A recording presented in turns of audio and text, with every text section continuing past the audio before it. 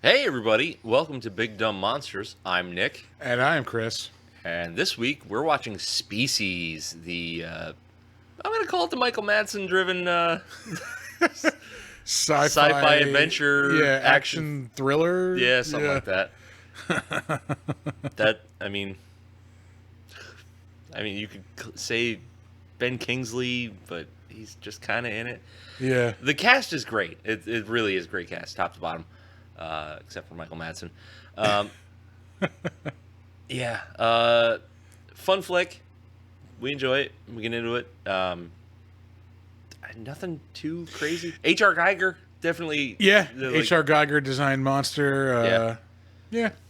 We drink beer and talk about a lot of other shit. Yeah. But that's the show.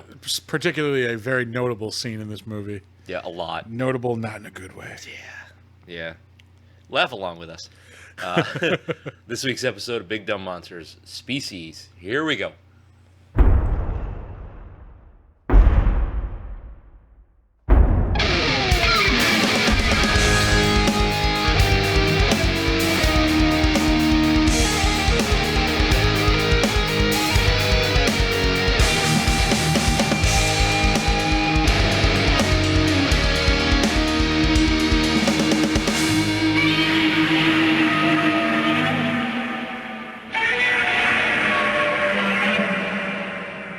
Let me just start off by saying I never, ever, ever wanted, needed, or had to see that fucking shot from between Michael Madsen's legs of fucking Marg Helgenberger fucking homing in on his junk. Yeah, yanking his drawers down. Yeah. I'll be right back. Yeah, I was gonna say we gotta shut that door. Oh, I dropped my sunglasses and everything. Oh, God! Yeah. Everything is a disaster! This is like 40 episodes into the studio setup, and this is gotta be like the 35th time, I'm gonna say at least, that we've said like we gotta get these fucking cables under control. Yeah. Hey man, we have not broken these headphones yet.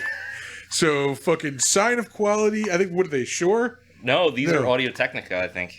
All right. Like cheap Audio Technica. Because I have smashed mine on the floor accidentally many times. Yeah, I've done it a few times. Yeah. And they're still fucking going. So heads up, thumbs up, heads up too.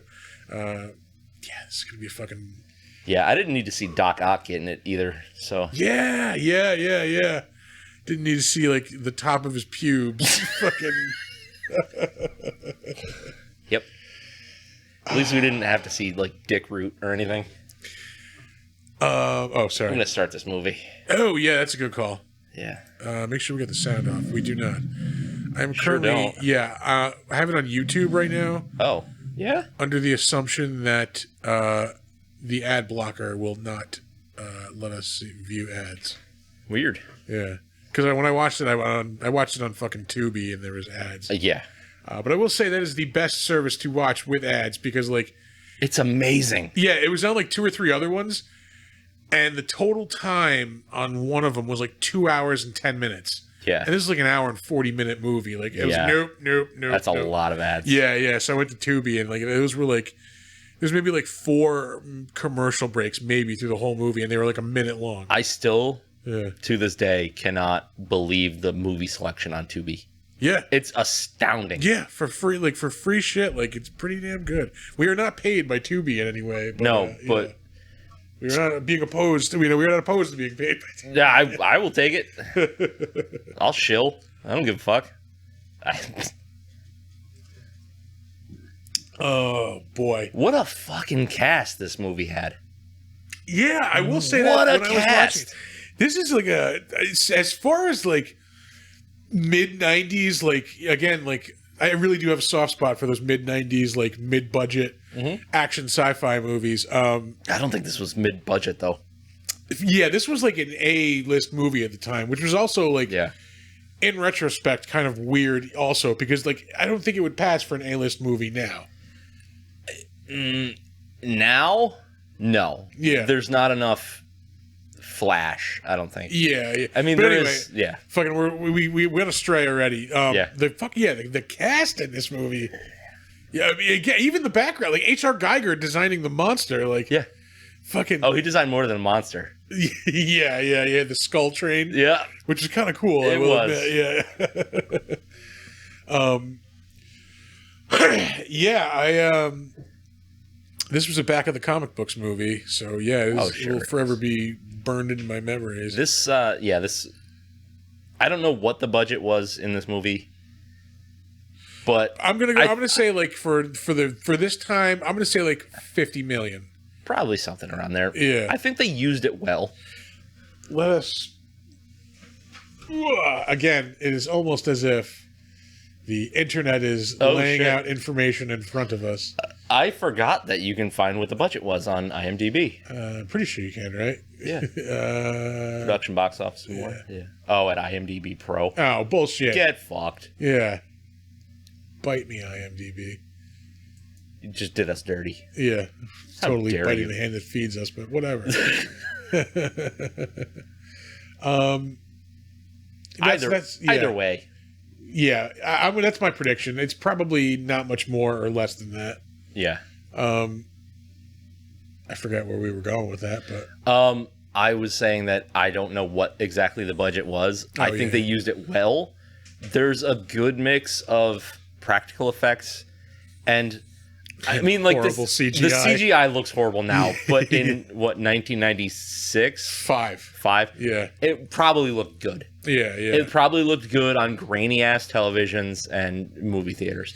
Yeah, there was like speaking of things that like I'm sure they didn't account for high definition when they were filming this, like in the 90s. The back of Forrest Whitaker's head is weird. Yeah.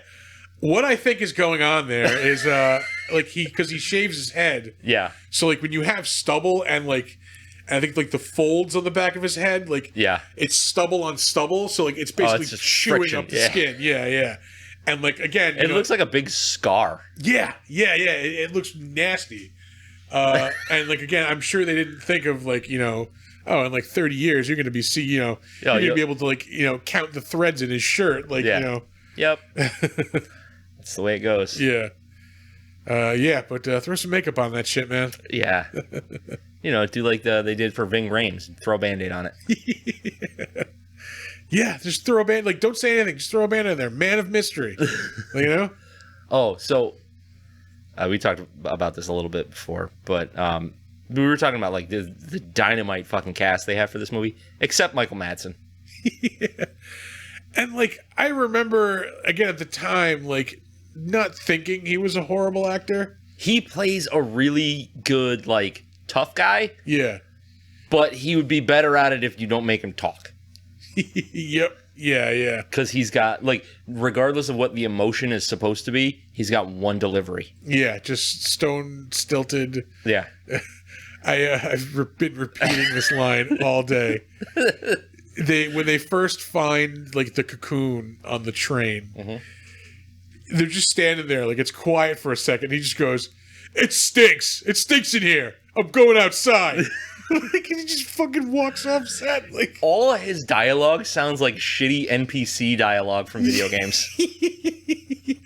I'm no fucking Lee Strasberg or anything, like, but I'm pretty sure you can convey "it stinks in here," like, with acting and not actually saying "it stinks in here. I'm going outside." Like, I mean, you could even just you could use that dialogue. Yeah, look, ready, watch. Oh, I'm going outside. Yeah. Boom! You got it stinks. You get that? You fucking. You can even say it stinks because it'd be like this. It fucking stinks in here. There's inflection. Yeah. Like some words go up, some words go down. It stinks in here. I'm going outside. And that was even too much, like, inflection on it. Yeah. This is just, it stinks in here. Yeah. He has been getting by on Reservoir Dogs' reputation for 35 years. Yeah, no joke. I mean, he's still in shit, and he hasn't been in anything. He is in anybody's shit heard because of in, nobody 10 years. worth a goddamn is going to put him in anything. Who was the last? Okay, he was in Reservoir Dogs. He was in this. He was in Kill Bill 2. Yeah. What else? Those might be the highlights. Yeah. When those are the highlights, you have fucked up. So there was something on there that when I was going through, I'm like, oh, fuck, I forgot he was in that. And I don't remember what it was, but we'll get to it at some point. We have a whole segment designated to that. Yeah. Oh, I love when she breaks that hobo in half. Oh, yeah, we have young Michelle Williams here. Yeah. She fucking cracked open a cold one with the boys.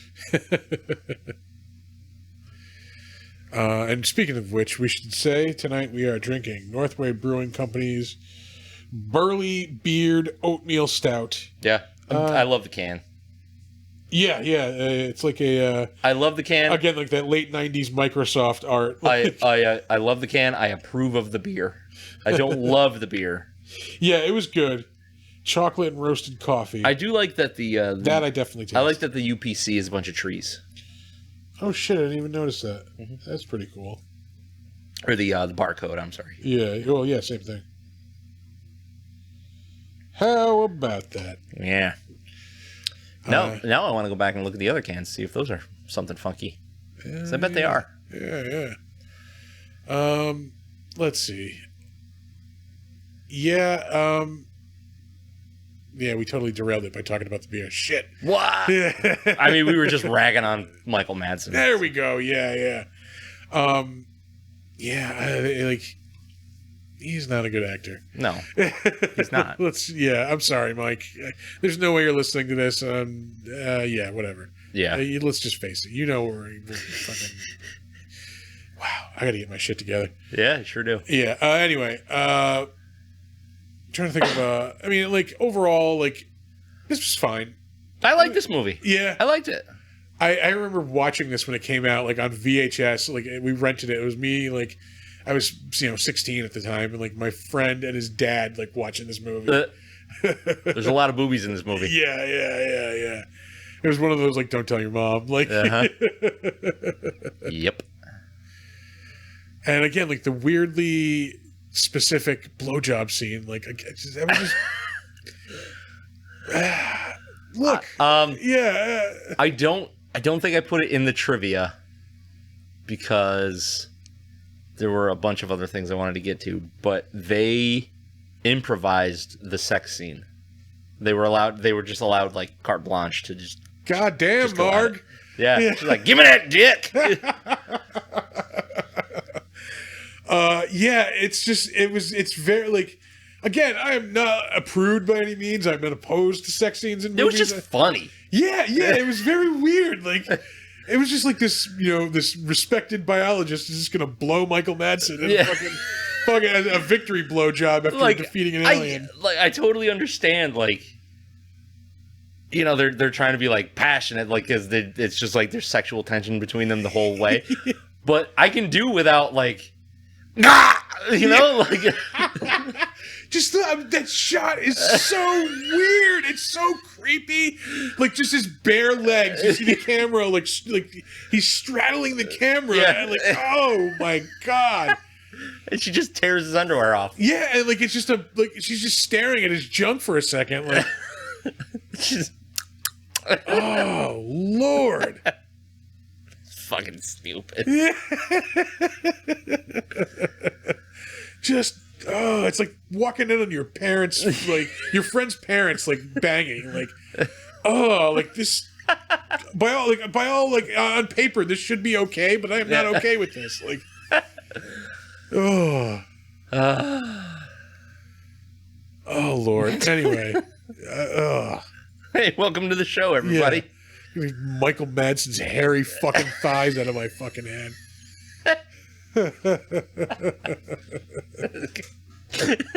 Pulls his underwear down. He goes, stinks in here. I'm coming. Oh, that's the nastiest joke I think we've ever made on this podcast. I apologize, folks.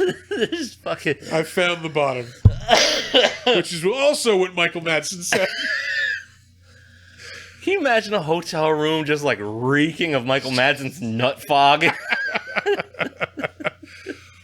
What fucking was it? There was a movie. I forget. It was either a movie or maybe like It's Always Sunny. But somebody walks in and just goes, "It stinks like it was Super Troopers. Yeah. It stinks like sex in here." They open the back of the 18-wheeler.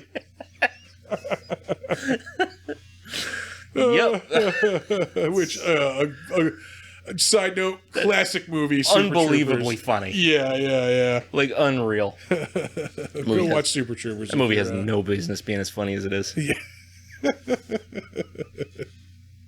Holy shit. That was the second time I got crabs. Who wants a mustache ride? I do.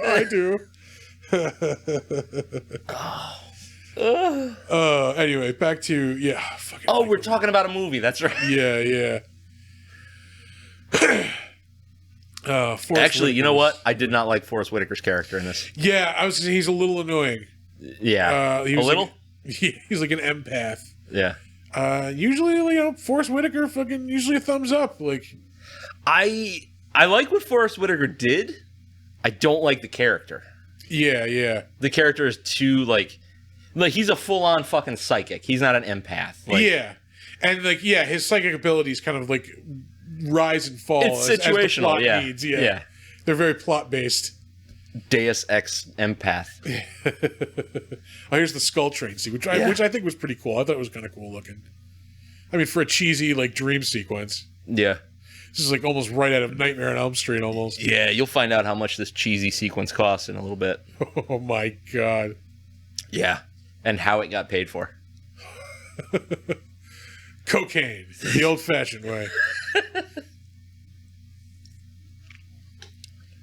Which, as I described earlier, was Michael Madsen's acting style in this movie. Cocaine, yeah. Cocaine, yeah. Just cocaine. Just grinding your teeth. On cinema, nobody should ever eat chocolate pudding with their fingers. Nope. Not even on cinema. In the world, Yeah. You should never. You should never be seen eating chocolate pudding with your fingers because it does not look good. It's bad luck. Yeah. Real bad luck. These effects were good. Oh yeah, when she first starts to transform from like a teenager into a Where it's really, really good, and I don't know if you picked up on it, when it first pans down, or it shows like her forehead and her eyes and stuff. If you look closely, you can see all kinds of like spider veins and shit in there. Oh yeah. Before any of this shit really happens. Yeah. Just like super subtle, that's a masterclass in I did subtle notice special that, yeah, effects. like when I watched it earlier. Yeah, but these tentacles look terrible. Yeah, again, I mean, they're great for 1995. that's It's the same quality. CGI. But think about it like this: they had that in '95. That shit looked exactly the same in Slither. True, but this is also like what 4 or 5 years after Jurassic Park, or 3 years. Yeah, but how much money did they throw at Jurassic Park? That's true. Like $150 million. Yeah, I mean those effects still hold up more than They some still today. look really good. Yeah. Speaking of special effects, circle jerks. Did you see that Avatar is coming to the theater again? The original. The original, and I can almost guarantee it's going to the theater, so people will go, "Oh man, it looks so good." So when the second one drops, they're more likely to see it again Probably, yeah. instead of waiting for it to hit streaming. I'll see the second one, but it just. I fucking. Also, side note, I have a gripe with fucking the movies in general. Like, they're trying to get us to go back to theaters. I fucking defy you to find a movie to go see this weekend that like just looks halfway entertaining. Yeah, there's nothing. Nothing right at now. all. It's been like this for Nothing. like 2 or 3 weeks now. Like, Yeah. just fucking give me something to watch here. Oh shit! I was gonna go today, but I didn't because today It was was the National Cinema. Like, it would have been Yeah. a nightmare. I'm sure. yeah the $3 cinema tickets. $3 cinema tickets. I was gonna take the kids to East Greenbush, where nobody goes to see Super Pets or whatever. I it's called. like that theater. It's okay. It's like a throwback to like the 90s. It reminds me of like the old Crossgates theater. Yeah, the syrupy, sticky shit on the floor is probably the same as it was in the 90s. Yeah. I haven't been to Crossgates recently. I know they were going to remodel it. I don't think they have. Not recently. Because I that don't one think. is a fucking shithole. I only go to Colony Center because it's like the only like. I remember CrossGates was one. the one. Yeah, they used to be like top of the line back in the day. Yeah. Then Colony Center came out, and then the fucking Regal in Clifton Park or whatever. Oh yeah, that one is pretty nice. I went there. I saw Doctor Strange there. Yeah. Yeah. That's good theater. Yeah. Anyway, this fucking movie.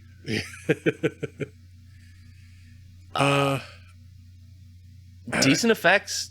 It's mostly good acting. Like, man, like the CG, you do have to take with a grain of salt. Like, you really, really do. I feel like Ben Kingsley kind of phoned it in this movie. He kind of did. Yeah. Because I saw it and I'm like, fuck yeah, Ben Kingsley. And he just doesn't give much of that performance at all. I mean, that character's not really in the movie that much. Yeah. He's just kind of there.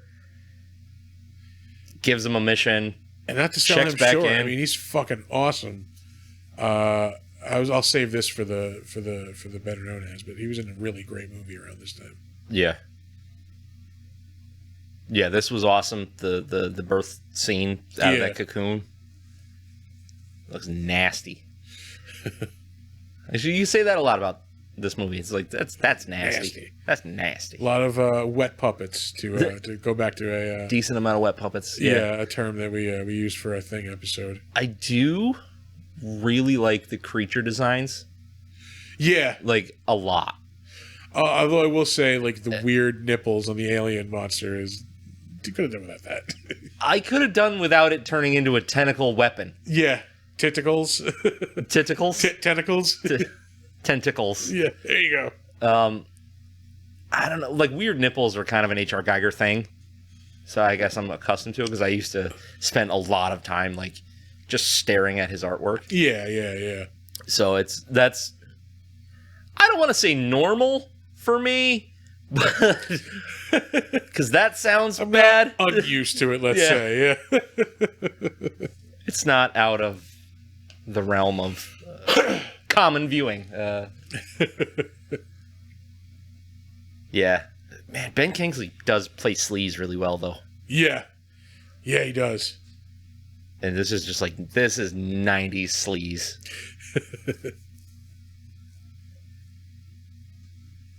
That damn Michael Madsen is so punchable.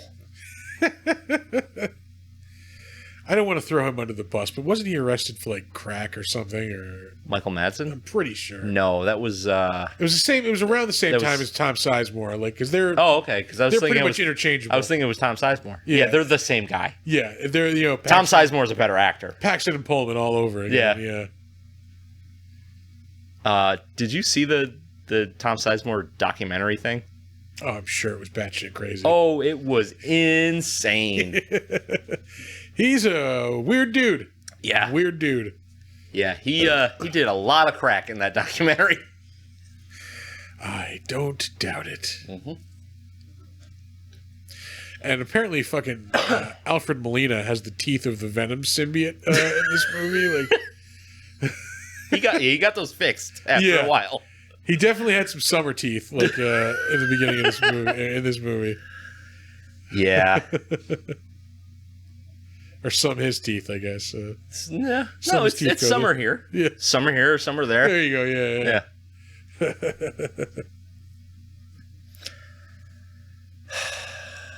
Yeah, I'm trying to think of other things to like. I mean, it is a very like just generic, run of the mill kind of movie. It's an alien action flick. Yeah. Not much depth to it. It's got a little bit of like horror elements to it. It's just not up to par with like the Alien series. Yeah. It's like a cut rate Aliens or Alien. Like, how the hell is he like getting like feeling emotions from a video? Fuck you. Yeah. It's so dumb. Bullshit. I'm calling bullshit on that. Yeah. Fuck you, Ghost Dog.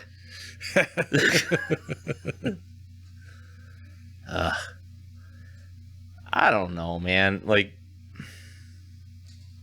I like it. I like this movie. Yeah, but it's so like, it's so 90s. Yeah, it is very of the time. It's so 90s. Yeah, this is a 90s ass fucking movie. Yeah.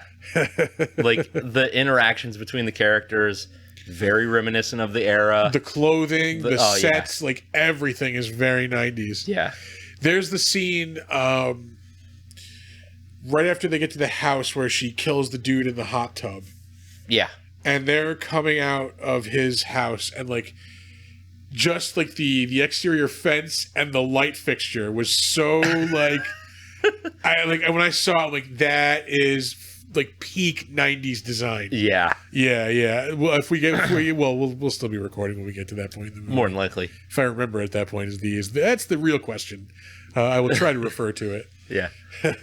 See, like this shit, like the fucking blazer with the no collar shirt underneath. It's a lot of earth tones. Everybody's like wearing that fucking thing. Yeah, his colored, multi-hued shirt over like the hemp hoodie. Yeah. Like, I don't even know if that's a hemp hoodie, but it looks like one. I don't know. Yeah. It's certainly something.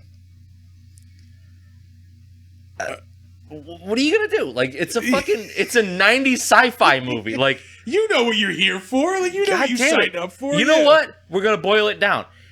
Fucking great monster design, some cool kills, bad CG, good practical, Michael Madsen. And lots of boobs. And tons of boobs. Boom. 6. All right. Well, we're just throwing out. I'm going to do it. There it is. Yeah, I think I'm right there with you. Like, it's bad, kind of. But it's good bad. But it's good bad. Like, it was good enough to tempt me to think about watching the sequels. No shit. When I was at when it came up at the end, it was like, "Do you want to watch like Species 2?" And I was like, "Yeah." I was like, "I got nothing to do." Like, yeah. I thought about it, but ultimately, I did not. Yeah. Well, because I didn't want to like waste my day watching Species movies. I didn't want to like waste my day. I didn't want to like contaminate my thoughts and views of this one. Yeah. You know, like get parts mixed up because I'm a dum-dum.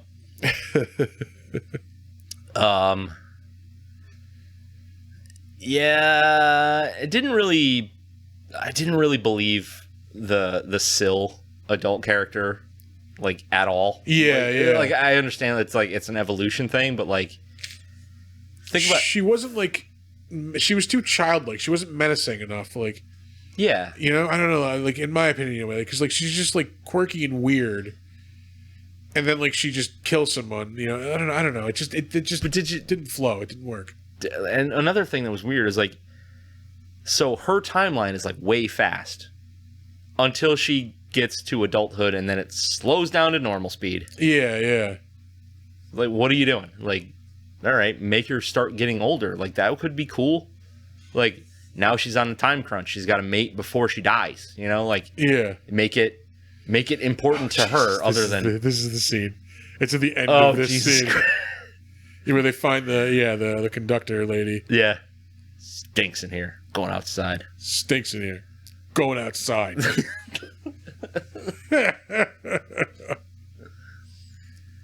A fucking buffoon. I need to see the fucking the closed captioning. Like. Oh, I didn't say it. I don't think that way. Or does he come back? Yeah. Because it's like at the end of the scene. Oh, is it? Man. Doc Ock's got a weird fucking face. We're looking for a giant moth. Yeah. I don't... Ugh. How did Forrest Whittaker change shirts and his hood? They all fucking changed clothes from the last scene. Well, I don't know if it's supposed to be the same day. I mean, he's basically wearing the same shit. Oh fuck, we missed it. Shit. Don't you dare. I am going back. Oh, we can't. It's YouTube. They don't have like the back like 30 seconds button. You can. I'm not gonna fuck with it. If we go too far back, we have to watch too much of this shitty movie. I would die. All right, Yeah, I agree with that. Like a 6?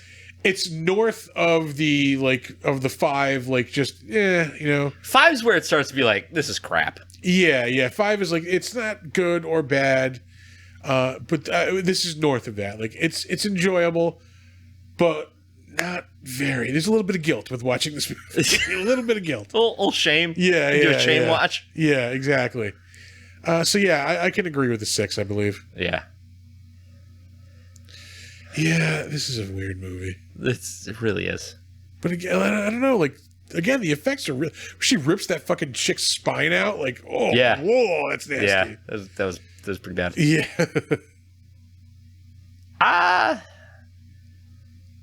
Yeah. You ready for trivia? Let us do the trivia. Let's do some fucking trivia. All right, folks. Before we get to the trivia segment of the podcast, we want to take a second to tell you about our friends over at Newsly. Newsly is an all-in-one super app for iOS and Android. It picks up the most trending articles on the web and topics that you choose at any given moment and reads them to you in a natural human voice. That's right. For the first time ever, the entire web becomes listenable all in one place. You can browse articles from topics that you choose and start playing, stop scrolling, and start listening to the web. You can follow any topic as specific as you like, from sports, tech, business, science, Bitcoin, or even the Cardassians from Star Trek. It will find you the latest articles and read them to you aloud. It gets Star Trek specific. You can get right down to it. Yep. They even have podcasts as well, believe it or not. You can explore trending podcasts from over 80 different countries. I will let you in on a little bit of a secret. You're going to find the Big Dumb Monsters podcast there as well. I actually have been using this. I've been using Newsly to actually listen to the podcast lately. Have you really? Yes, I have. Believe it or not, I have. They even have digital radio at Newsly. You can download and use Newsly for free now at www.newsly.me and use the promo code DUMBM and you will get a 1-month free premium subscription. So check them out. Head over to newsly.me and tell them, you know what? Tell them the Big Dumb Monster sent you. Yeah, do the thing. And now, back to the trivia.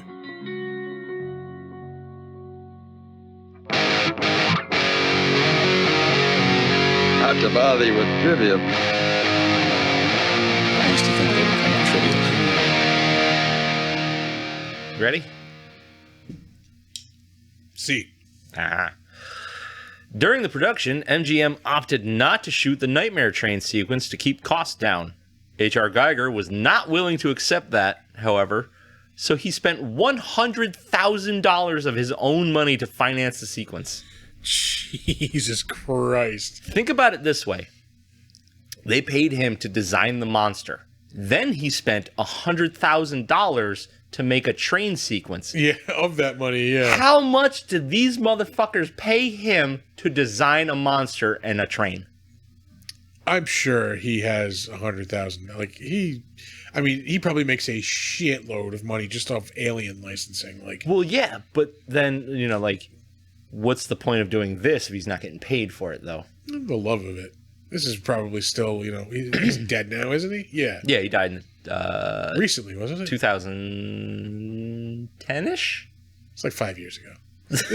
Yeah. Keep telling yourself that, bud. 2006. That was like 5 years ago, man. Yeah. There's actually a really good documentary on the kind of like his life and then kind of the end of his life called Dark Star. All right. It's not the same as the David Bowie documentary. Yeah, no. I believe it is the same title as the David Bowie documentary about the end of his life. Oh, is it? I thought that one of them. Wait, was that There's Black? The one coming was that out, Black Star? Whatever. No. Or maybe isn't that the group with Talib Kweli and fucking oh fuck, who else is in that? I don't remember. Oh no. Mos Def. There we go. Fucking maybe. I don't know. Anyway, there is a documentary about the end of H.R. Geiger's life, sort of. Dark Star. I think it's Dark Star or Black Star or something like that. Yeah. Just search H.R. Geiger and you'll find it. Yeah. I do some of the legwork for once, audience. God damn Yeah. lazy motherfuckers. Vultures, I say. But no, it was cool because if you're into like early black metal or thrash metal or anything like that, the guy that was actually like his manager caretaker guy was Thomas Warrior, who was the singer and guitar player for Celtic Frost. Okay. You're probably not a big Celtic Frost guy. Nope. Yeah, I Never heard of him. Can't imagine. Oh, I've heard of him. I've definitely heard the name before. I just I'm not familiar. Yeah, they were like a proto black metal. All right. Yeah. Breakout album was called Morbid Tales. Anyway, other shit that nobody cares about. Michael Madsen once claimed that this was one of the few movies he had done that he was proud of, but referred to the film's sequel as lousy and admitted he only did it for a paycheck. And I'm going to say that he does a lot of movies just for a paycheck. Yeah. Oh, fuck. I remembered a good movie he was in recently. We'll get back to that in the Better Known As. Okay. Yeah. That was the one that was like, oh, yeah, I forgot he was in that. Get excited. Yeah. Frank Welker of Scooby-Doo fame. Yeah, many does he do Optimus Prime also? No, he does Fred Jones. Okay, yeah. Fred Jones of Scooby-Doo. And Yes, like a there's million lot other of- voices, yeah, like yeah, a bunch lot of of voices. Animaniacs shit. If you watched a cartoon at any point in the 80s, like, he probably did a voice on it. Yeah, and the 90s. He was big in the 90s. Yeah. But anyway, Frank Welker, who provided Sill's alien sound effects, said it was one of the most strenuous on his vocal cords with all the various types of screaming and screeching sounds he was asked to create. But he had a lot of fun regardless. Which I can imagine being like, if you're a creative person and you have this like instrument that you can do crazy shit with, Yeah. it's got to be cool to like push it to the limit. Yeah, like, what can I do with this? Yeah. Oh boy, that thing was gross looking. Yeah, the blob thing that's growing in the incubator, well, not incubator, whatever the fuck that is. Yeah. This, like, all of this, fantastic special effects work. Yeah. I loved it. It was so nasty, but it looks so cool. Like, I was watching and trying to figure out how the fuck they did it. It's probably just some, whenever, mix two, like, compounds together to get the expanding, like, foam. Yeah, probably. But it looks hollow, so it almost looks like they're blowing it up with air. Yeah, Like, yeah. like when it's like, when you see it like expanding in the, like behind the shelves and shit. It's almost like that shit used to, this is probably, because, so this, probably can't get this anymore because it was probably toxic as fuck. like most of our toys. Yeah, remember, like, you used to be able to get for, like, 25 cents, 50 cents, like, in a little plastic bubble, you'd open it up, and it'd be, like, the tube of, like, this weird, like, plastic bubble shit and, like a red straw. I do. Yeah, you'd squeeze the tube onto the end of the straw and make, like, a... Yeah, like a fucking, like... baby's first meth pipe. Yeah, I do. Yeah. And make, like, this weird, like, plastic bubble that would, like, just... It would harden. Yeah. Yeah. It's like, what do we do with all this extra epoxy we've got? We'll make kids' Give it to toys. kids, yeah.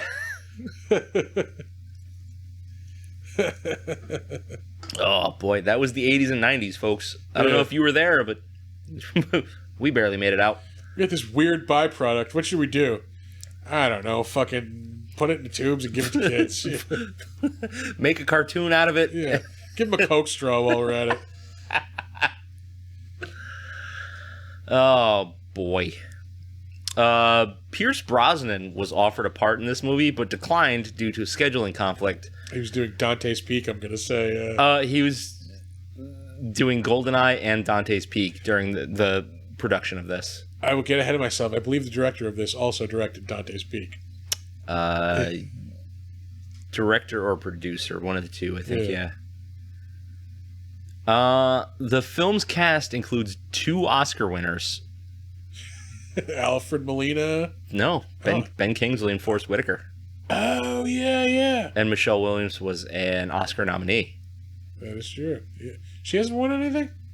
Guess not. Huh, all right. Yeah, Ben Kingsley won for Gandhi, didn't he? Gandhi, and I think Forrest Whitaker won for The King's Speech. No. No, that wasn't. No, that wasn't. He wasn't in that. No.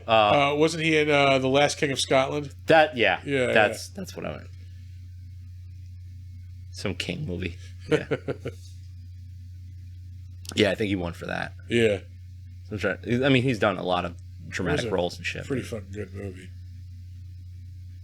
It's no Ghost Dog. Also a pretty decent movie. No, it's not. I just remember like fucking watching that like late night TV and That was fun. Yeah, the movie's fun as shit, but it's not good. Watching him do like fucking sword maneuvers with his gun with a like big on the silencer. roof, really, like practicing. Just a fucking homemade stereo out of a car radio, playing Wu-Tang in it. Hell yeah! Tell me what's not good about that.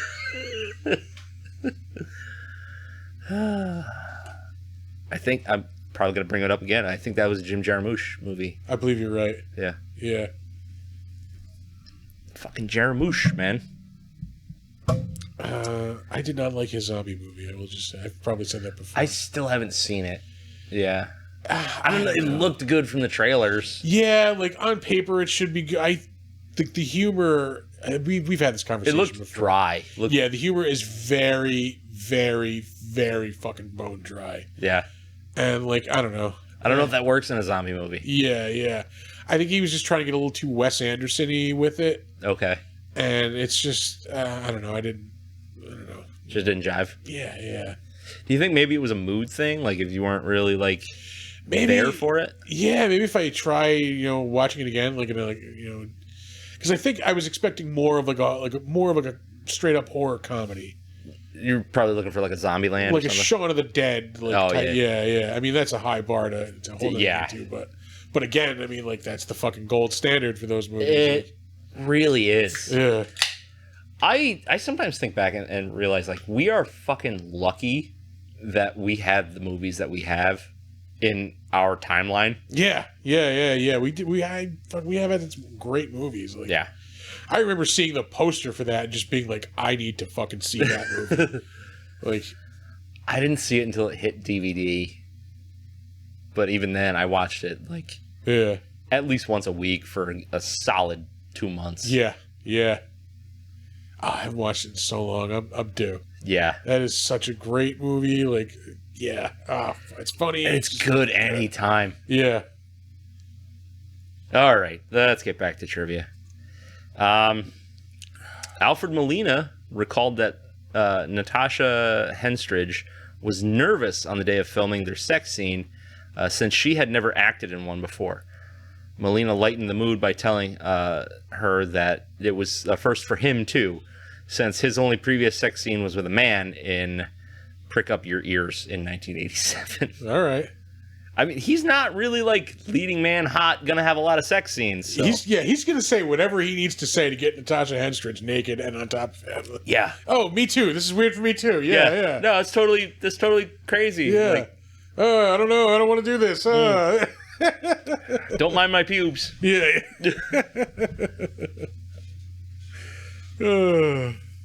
Oh boy. Okay, this is gonna be a long trivia facts. Let me wet my whistle here. I have moved on to a classic Pabst Blue Ribbon. I'm still working on this this beer is like never ending. They end if you just slam it. There's like a good swig left in it. Yeah. You didn't put like a cigarette butt in the bottom of it, did you?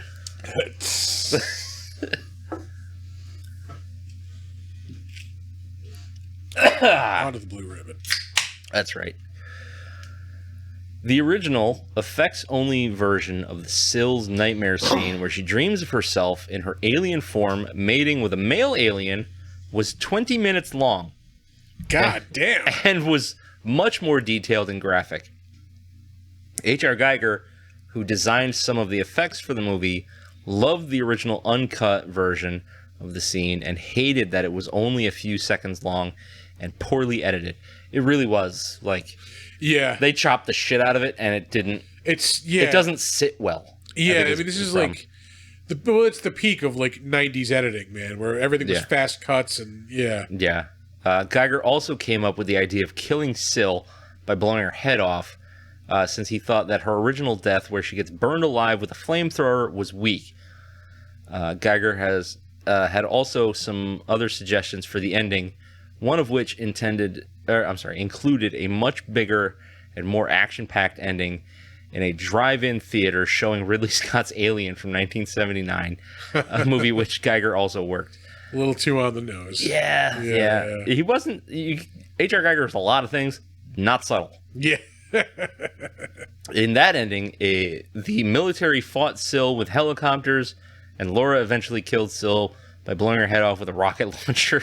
Oh my god. After she gets killed, Syl's baby crawls out of her, but also died either by explosion or being beaten to death by one of the soldiers. What? Like, this is fucking insanity. Oh, there's a baby. Kick its ass. I think just like the people's elbow. Like, It's a fucking Pol Pot shit. The people's elbow. They're doing that stupid kick before he drops it too. he just punts it like at the movie screen. Like, oh god. Drop an atomic leg on a baby. This is why it's important to have people tell you no. Everybody needs this in their life. If you're a creative or anything, you need somebody to tell you no matter how good no. you believe you are. Yeah, you need that one person to just say stop. I got it. Yeah. Oh man, you know what I think of Michael Madsen's acting? God damn, Paps is good. Sorry, it's shit. It stinks. Yeah. Yeah. PBR, you're doing something right. Yeah. I don't want to think we're two-time in the club. We still love you too, club. I love the club. Yeah. I'm a late era convert to the club. Yeah. I just never had it. I never saw it anywhere. But now it's starting to come around again. Drank a lot of club in my late 20s. Yeah. A lot of club. By the way, Dinosaur Barbecue, how dare you have the audacity to charge me $3.50 for a can of the club? That is highway robbery. It gets better. I was talking to a buddy at work. Yeah. He said there's a upscale hipstery snooty bar by his house. Oh my god. $6 for a can of the club. It should be $6 for like an 18-pack of the club. like that's absurd. Yeah. I can't even fathom that. I like I said back in the day, $2 pints. Fucking here's $20. I will see you at the end of the night. Yeah. I'm good with that. Yeah. All right, we got one fact left. When Syl watches the television at the motel, she flips through different channels, and they all show various things that she will do later in the movie, like having sex, changing her hair, showing off her body, etc., etc. Yeah. That's a fun fact. I needed one more, and nothing else was really very good. So you get what you get, okay? You're not paying for this show. We are. Yeah. And that's it. That's going to do it for trivia. All right, we will move on to the better known as segment. Donner will get up and shake around a little bit. Yeah. These scenes are so good. Yeah, like give me a little bit more of it. Like give me a little bit clearer shot. Like yeah, don't like because it's all like stretched out and weird. That I can kind of get behind. But it's all like oh, we're gonna focus on the hands, and then we'll pull back a bit, and then we'll focus on like the face. You still can't tell what the fuck is going on. Yeah, it's just writhing and fucking movement. All right, moving on to director Ronald. Let's try that again. Take two. Moving on to director Roger Donaldson. Ronald Dodgerson. Yeah, Ronald Dodgerson has actually directed quite a few movies of note. Aside from this, I mean, he's still got stuff in pre-production right now. Holy shit, he does. Yeah. His latest stuff, not exactly as notable as his mid-career stuff. The last thing anybody's probably really heard of, The Bank Job in 2008. There's the Jason Statham vehicle. Oh, yeah. The World's Fastest Indian, 2005. I believe that's Anthony Hopkins.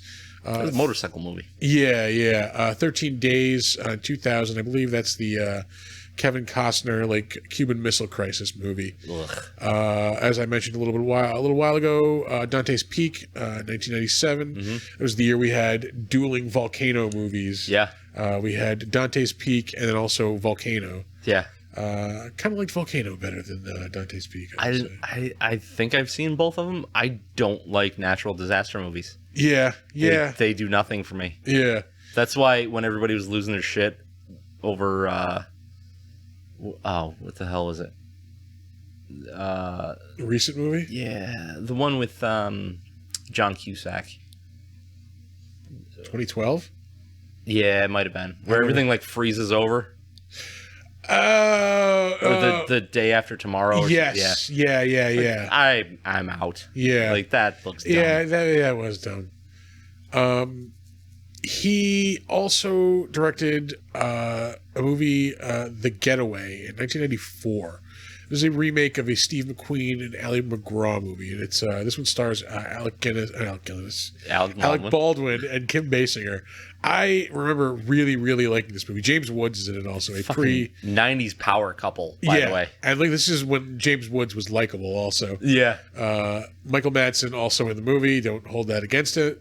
And Jennifer Tilly also in the movie as well. Oh, that balances out. I will say that Jennifer Tilly is as good as Michael Madsen is bad. So that's even. But basically, it's like an ex-con, this couple, they pull this bank job, and it's the getaway. They're getting away. They're trying to get away. Yeah. Both versions. Thank you very much. Both versions are pretty good, but obviously, I mean, the original fucking Steve McQueen and Ali McGraw, you can't beat that. No. And to tie it into something we've talked about a lot recently, that is the movie that Ali McGraw fell in love with Steve McQueen on and ended up leaving. What's his name? You can do it. Come on. Robert Evans. There it is. There it is. Yeah. I would recommend checking out either version of that movie. What else has old Raj directed? Cadillac Man. Yeah, Cadillac Man. Robin Williams. Robin Williams. Yeah. White Sands, I believe, is another Alec Baldwin movie. Cocktail, the Tom Cruise movie. Oh yeah. No Way Out, Kevin Costner movie. So Cocktail is directly responsible for granted it's 1988. Yeah. There was a weird mixology boom that happened around that time. Yes. Yeah, I do remember that. I also had that cassette when I was a kid. Fucking a lot of Beach Boys and shit on that soundtrack. It was. I mean, it's where the song "Kokomo" came from. Oh, is it? Yeah. Ugh. I respect the hell out of the Beach Boys. I do not like the Beach Boys. Yeah, I can't I'll never sit down and put on a Beach Boys record, but I mean there are songs that I do enjoy. Yeah, I'll give you that. I used to love the Beach Boys when I was a kid, because I grew up my parents I don't think this was intentional. They just listened to the oldie station when I was a kid. Yeah. So I grew up on 50s and 60s music as a good fucking foundation. Yeah. Fucking for music education. Mine was weird as hell. Yeah. Yeah, so my dad was super into metal, hair metal and all that kind of shit, because that was what he liked when he was a kid. Yeah. So I grew up listening to Cinderella and Jackal and Motley Crue, and then my mom liked old country, and my grandparents listened to big band swing and blues and weird old folky shit like Farron Young and Patsy Cline, and so I have a lot of things fighting for me for dominance in the musical culture world. Yeah, see, I lucked out in that I ended up listening to a lot of the music that influenced the people that were making music when I was old enough to appreciate music on my own. Yeah, so it kind of it worked out. It all linked together. Yeah.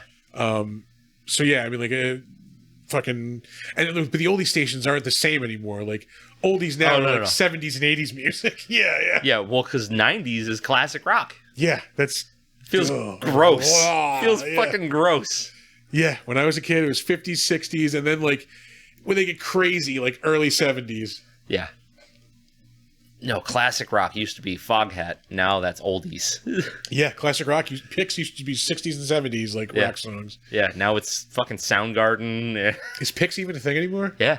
Holy Picks shit. is like the Picks and WGNA are the only and Fly 92. EQX is still around. Oh yeah, but they're not like low. They're out of Vermont, but they're big like regionally.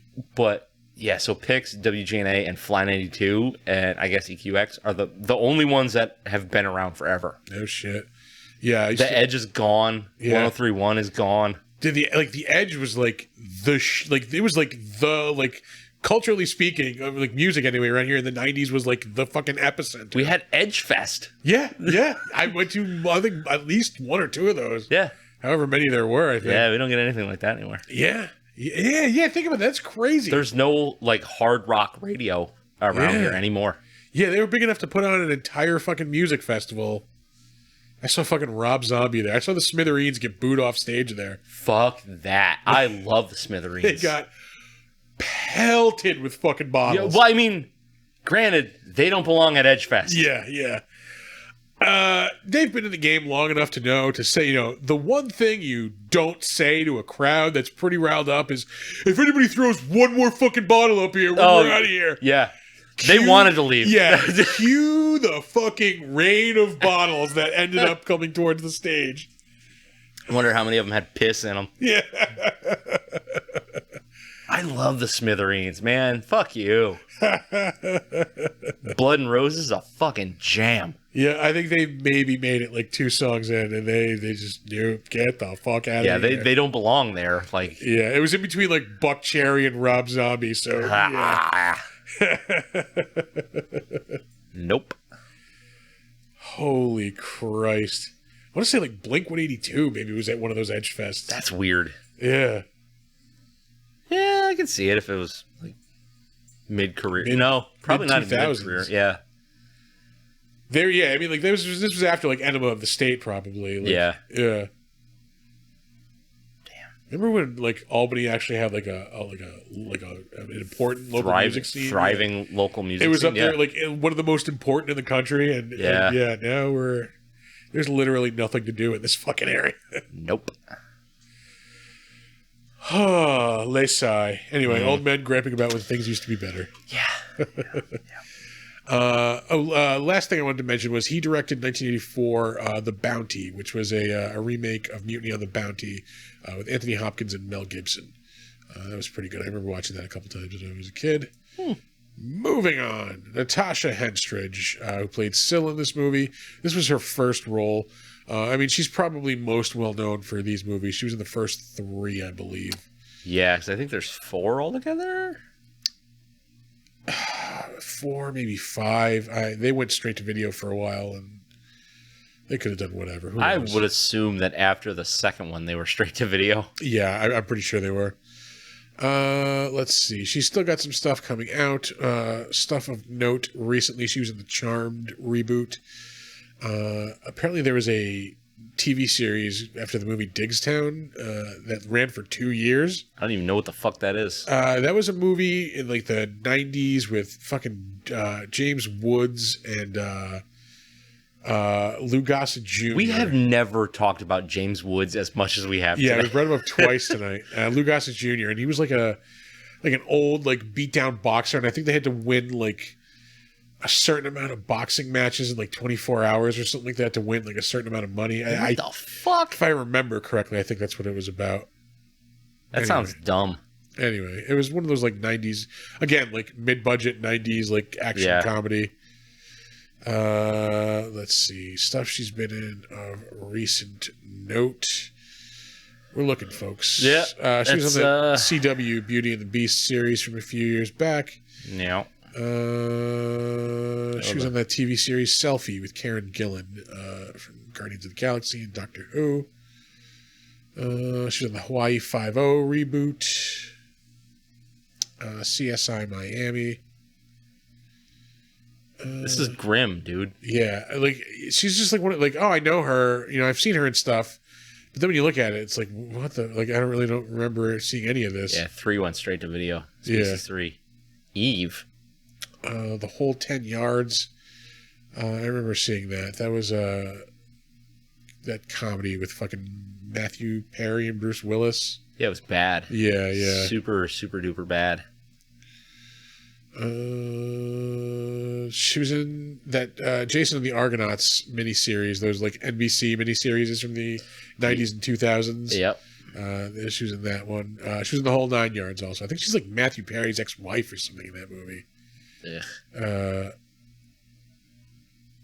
Let's see. She was in an episode of South Park. The 90s. Oh, the Tom's Rhinoplasty episode. And like I said, yeah, this was her first role. Let's see. Next up, we have Michael Madsen. This motherfucker has 300 and something credits to his name. We're going to jump right to the early 90s. I mean, he still has stuff coming out. Yeah. I mean, but really, like, let's be honest, man. Nobody has heard of most of it. So we'll start at the beginning of his career, because that's where, honestly, most of the stuff. Oh, that's right. He was in Mulholland Falls. Oh, yeah. He was also in that. Let's see. He was first roles in 1982 Against All Hope, but after that, he was in Saint Elsewhere, a couple episodes of that show. He's in the movie War Games, 1983. Classic. I haven't seen that in a very, very long time. Yeah. A lot of TV roles in the 80s. He was on Cagney and Lacey, Miami Vice, The Hitchhiker, Crime Story. I've mentioned that before. It was like a 50s cop show with like Dennis Farina. Let's see. Tour of Duty. We've mentioned that before. The Vietnam show. Jake and the Fat Man. Quantum Leap. He's in the Doors movie. Thelma and Louise. Of course, he is probably best known as Mr. Blonde in Reservoir Dogs, which is a fucking amazing movie. Yeah. I think I've told this story before. I used to, like, I've always had like an extensive movie collection. Like I always had, you know, a big bookshelf full of VHS at the time. Like, yep. And like, and my dad would come in from time to time and like borrow a movie from me. And like, you know, he pulls out Reservoir Dogs one day. He's like, "How's this?" I'm like, "Oh, great movie." Like, yeah, you know, crime movie. He's like, "Oh, I'll check it out." I get it back the next day with a Post-it note on the front of it that just says, "This movie sucks." Thanks, Dad. I can see why people wouldn't like it. Yeah, it's a very like, it's a very jumpy. It's also like weird, very much like a play. Yeah, yeah. It's also very of the times. Mm-hmm. But I'm sorry, that's a fucking classic in my eyes. Yeah, I love it. You're gonna be okay. Say the fucking words. Fatal Instinct. Didn't they make a Reservoir Dogs video game? I hope not. I'm pretty sure they did. This is not the movie I thought it was. We're gonna go back. I don't know. I don't think so. I don't think Tarantino would go for that.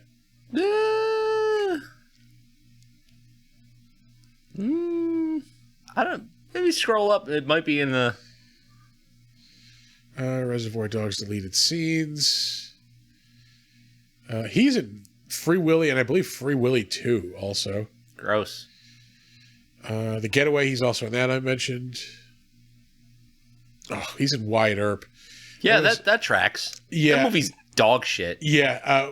Like I said, we had dueling volcano movies in 1997. In 1994, we had dueling Wyatt Earp movies. Nope. Oh, Tombstone was 93, right? Tombstone was 93. Yeah, but they were but like in the very era, close in together. the era, we did not have dueling Wyatt Earp. Oh, movies. it's not even close. Yeah. No, there's no duel. Wyatt Earp is boring as fuck, and nope, not a good movie. Tombstone, awesome movie. I will watch that every fucking day. Like I said, Free Willy 2. Fuck out of here with that shit.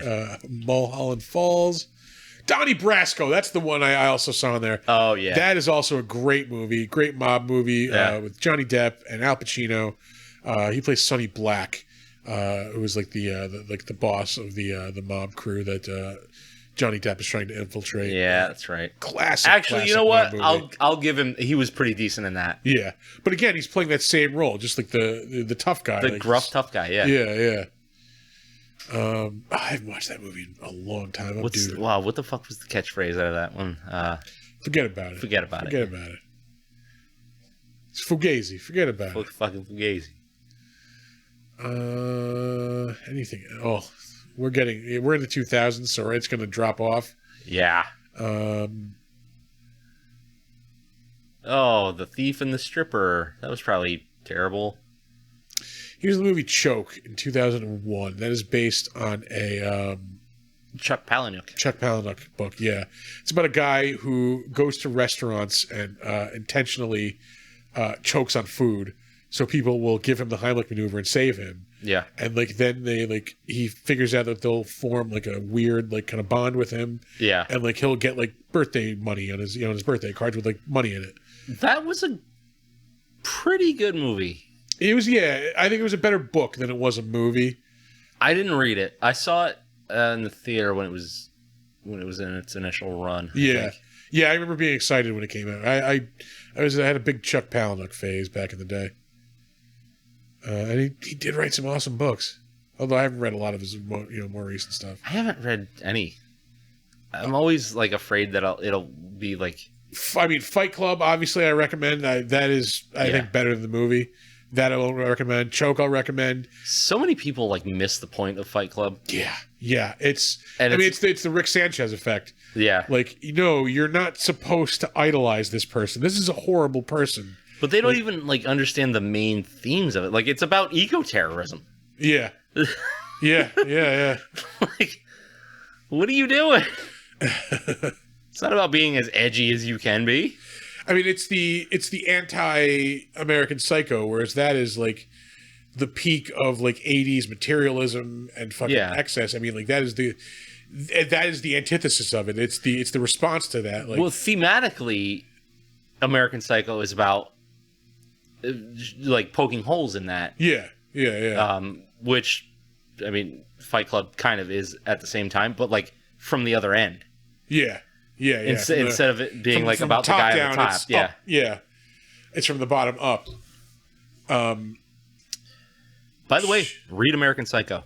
Yeah, well, because if you love that movie, if you love the movie and you want more of that, you'll get. There's more of that. Yeah, that book was an intense read. I would Unfortunately, there's more of everything. So all the super dry bullshit that you don't quite care about, there's more of that too. Yeah. Him talking about spending weekends in the country with fucking what's his name, the girl he's trying to marry. He's pretending pretty much to be in love with to marry. Yeah. I keep saying Eleanor, but I don't think that was her name. Whatever. It was Reese Witherspoon in the movie. Yeah. There's the whole part where, oh god, he gives her the fucking. He takes a urinal cake out of a urinal and coats it in chocolate and gives it to her as a gift and to eat and she eats it. Yeah. Actually, the darkest part about that book is where he murders a kid. Yeah, he murders a lot of people. I mean, that's not the grossest thing that happens in the movie. Yeah. That's the part with the mouse or the rat. Yes, yeah, the rat and the hooker. Yeah. Oh god. I mean, the part where he's walking around with a decapitated hooker's head on his cock. That's also pretty intense. There's that. There's the scene where he was trying to fist that woman, but instead of using lube, he was using whatever he could find, toothpaste. Yeah. Jesus Christ! I went through a fucking Bret Easton Ellis phase also. Mm-hmm. Doesn't he have he's a book called Lunar Park or something like that, where all his books kind of commingle? Well, I mean, there's a lot of commingling.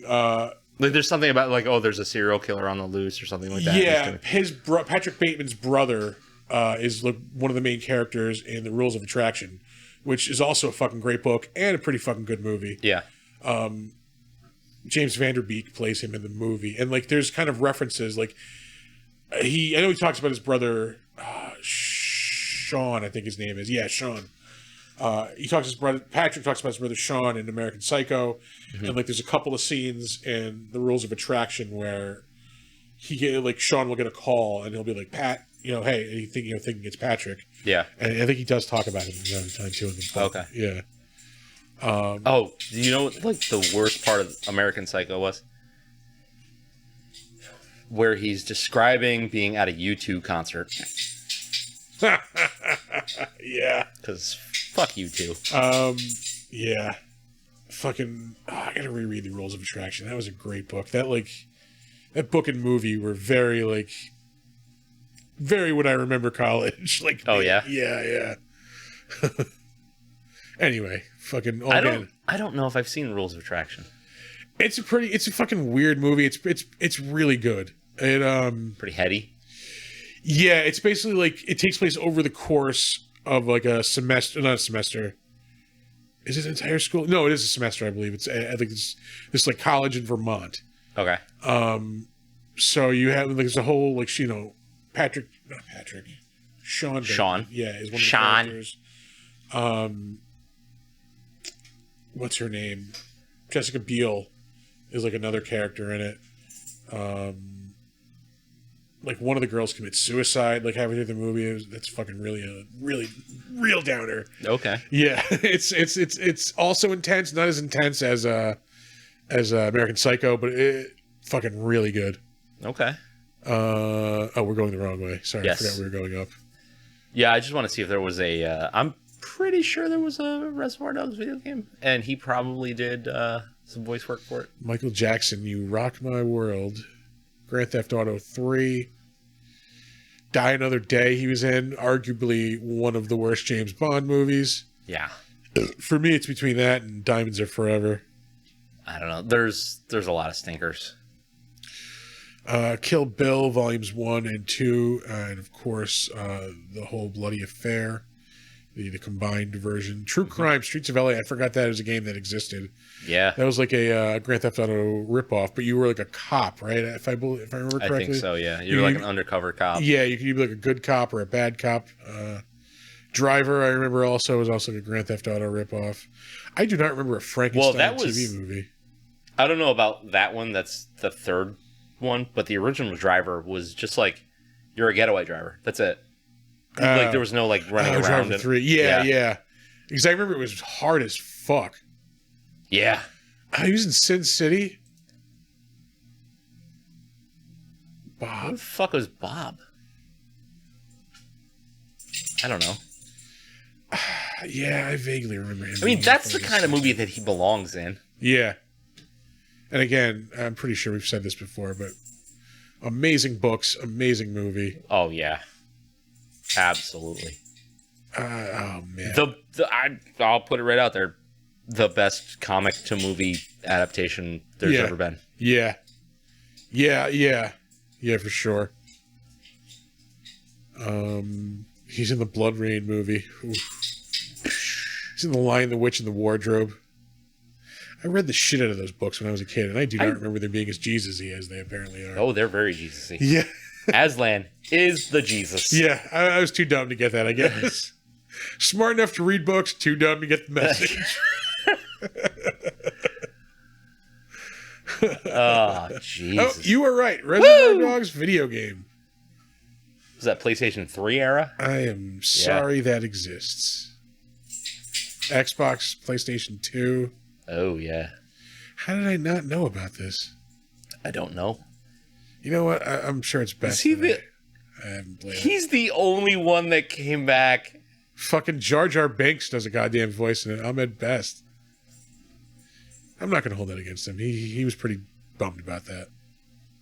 What? Ahmed Best. He used to get a lot of shit about being Jar Jar Binks. He used to get shit for that? Really? He would, like, to the point, he was, like, suicidal about it. Really? Yeah. That's why I was like, I'm not going to give him shit for it. No. Fucking work is work. I wonder how true. I always heard that his resume was written on the fucking paper plate. Oh, wow. And then, like, that was how he auditioned. I don't know how true it is, but that's what I always heard. Michael Madsen in Scary Movie 4. Yeah. No thanks. Yeah. I don't like any of this. Yeah, this is only 2007, and we're in some shit territory. I mean, I'll put it this way. He's getting paid. It's the voice of Kilowog in a Green Lantern animated. Yeah, that tracks. Yeah. Kilowog is not known to emote, so. CSI Miami, 24. This is 2010. God damn it. Oh, the whole bloody affair didn't come out until 2011? Yeah. Wow. Because I think it's when they put it on TV. That was like it was on like Spike. Oh, yeah. Was that a recut, or was it just the two movies put together? Oh, I think they... I think they just like put them into one giant movie. Technically a recut. We lost the movie, but no one cares. That's fine. Yeah. Oh, so I was always under the assumption that they like splice different scenes in different spots. Yeah, you might be right. It might go in like order instead of like in chronological order instead of like how it was done in the movie. I don't know. Whatever. Fucking Kill Bill is great. Yeah. First one was way better than the second one, though. Yeah. By a lot. Like it's not even close. Because all the fighting and the cool action is in the first part, and the second part's all the drama and shit. Like and the drama was not as good as the action. Yeah. Here's the revenge flick where they talk a bunch. Yeah, we're gonna put this awesome, incredibly choreographed and executed fight sequence for one of the best on film ever in the first movie, and have nothing close to that in the second movie. Yeah. I think the only like real fight in the second movie is her and Bill at the very end, and that's not even a real fight because like it's 10 seconds long. No, I mean there's action shit. I mean like where she gets like. Well, I mean she fights Daryl Hannah. Yeah. L Driver. Yeah. There's a Long Island tea. There's tea in this? No. That was good. I like these cups of tea. Yeah. We're still in 2014, and I've been fucking. I'm over it. Yeah. The last thing I remember, I'm just gonna cut right to the fucking chase. The last thing I really remember him being of note in, and he's in it for like 2 seconds, is Once Upon a Time in Hollywood, which is also, in my opinion, a great movie, but I can see how people would hate the fuck out of it. I didn't like the ending. It is a very out of place, just like it just went full cartoon. Like yeah. But I really love like just the slow like narrative drawl, like it's just there's really like there's no point to this, but like it's still like it felt like an old movie. It felt like an old school Hollywood movie. Yeah. And then the ending hits, and you're like, this is cartoonish. Yeah. And does not work. I will still say I enjoy the fuck out of it. I think I just watched it like last week is when I watched it again. Oh yeah, it's super good. Yeah. You gotta. Whatever. If he pees in the garage, it's in the garage. We're talking about Donner, not Nick. Sorry. I mean, maybe. Finally in 2022, nobody has heard of any of this stuff. No. Will you stop with the jingling? You gotta go inside, buddy? All right, pal, I'll let you in. Yeah, he's in nothing. I mean, he's got a lot of stuff in post-production, a lot of stuff filming. Nothing that anybody has heard of. Even Donner has had enough of this. Yeah. We are on Ben Kingsley. So good. Yeah, I mean, he's a fucking actor-ass actor. Yeah. I mean, a ton of shit in post-production. I mean, he's probably most known. Holy shit. As Gandhi. I mean, that was his initial, like, claim to fame was, he won an Oscar for being Gandhi. Recently, he's probably most well known as Trevor Slattery / the Mandarin in the Marvel MCU, the old Mandarin, before we met the new one. They just announced this week he's going to be in the Wonder Man TV series, which I am psyched about. I really hope they do. They were talking about doing Nathan Fillion as Wonder Man for a while, which I think would be awesome. I think that passed though. Yeah, I don't think that'll happen. I think he's nuts deep in the Rookie. Yeah. But they need somebody who's going to be like that smarmy, like, pretty boy kind of like, egotist. So that'll again, I hope that'll be cool. But he's playing that same character, like, you know, he's really great comic relief in those movies. Once you know, that reveal comes that he's not actually like the real Mandarin. Yeah. He was pretty good in Shang-Chi. Anyway, moving on. I am a diehard Marvel nerd, so I will always praise that. Aside from those movies, let's see. Oh, he did Bagheera in the Jungle Book, the Jon Favreau version. Mm-hmm. I didn't hate it. I liked it. I started the drive-in, okay. so like it was like okay. Yeah. I mean, I paid like $8 for 2 movies. I'm not gonna argue. Yeah. He took over the voice of Drago in the Dragonheart series. I did not realize that. Oh wow, that's a step down. Yeah.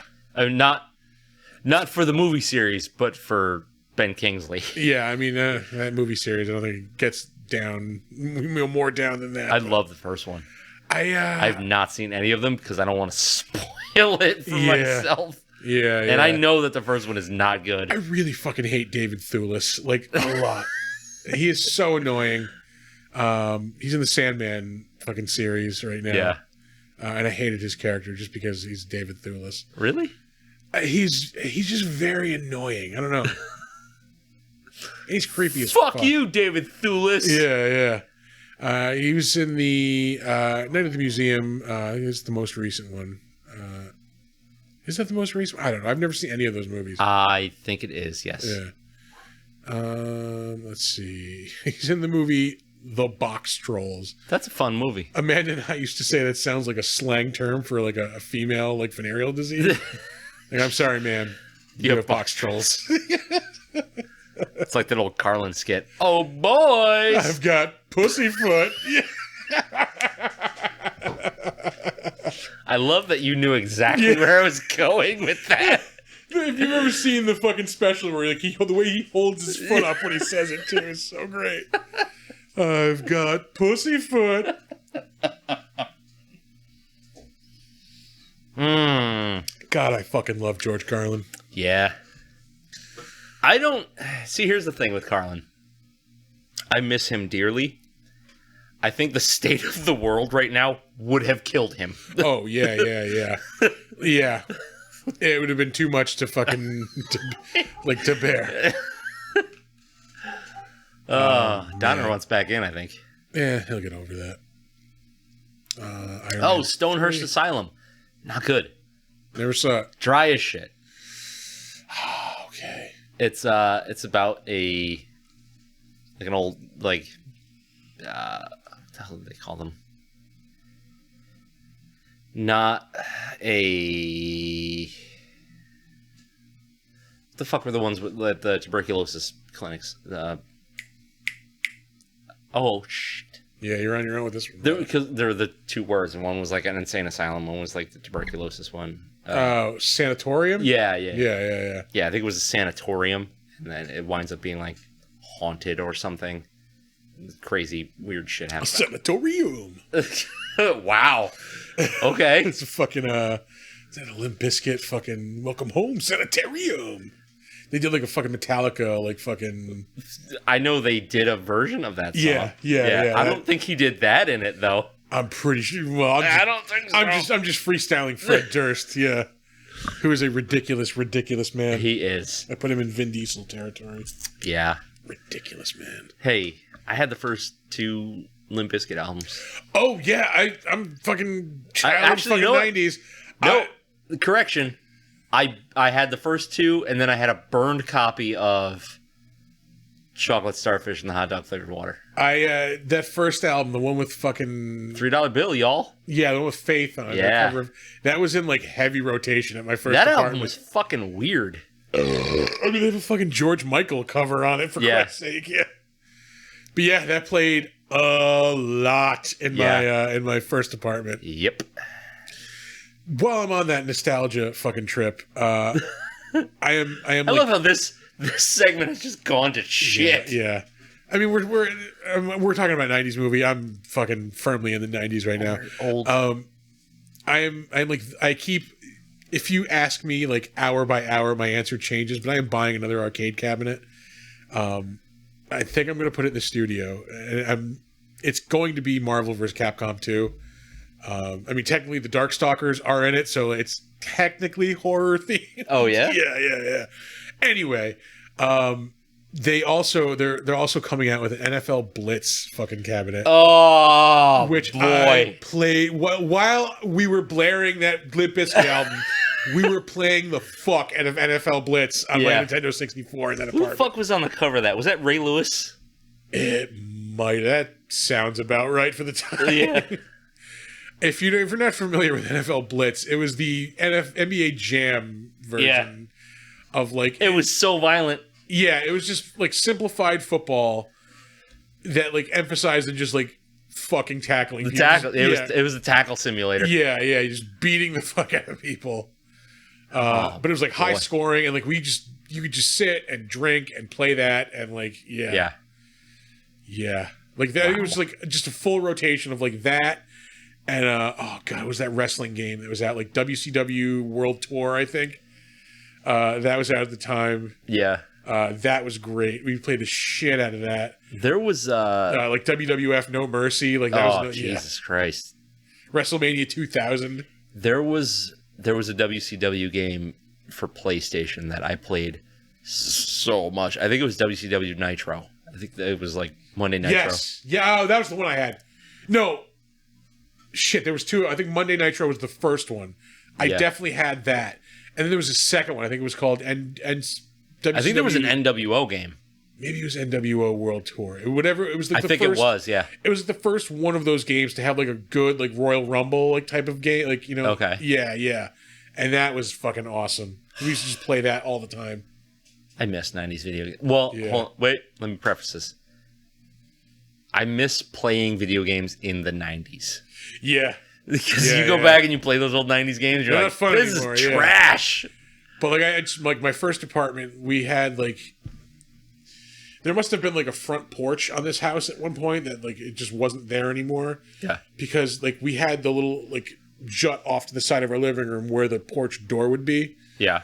So we just put a little couch in there, like put a bead curtain up and like a small TV, and that was our video game room. Like, just fucking sat, like we had a PlayStation, an N64, and like I said, it was Blitz, fucking wrestling. I remember that was when I played when fucking Ocarina of Time first came out. So I remember playing that. I am in love with that game forever. Yeah, that is perfect video game. Yeah. Rogue Squadron, I played the shit out of at that apartment.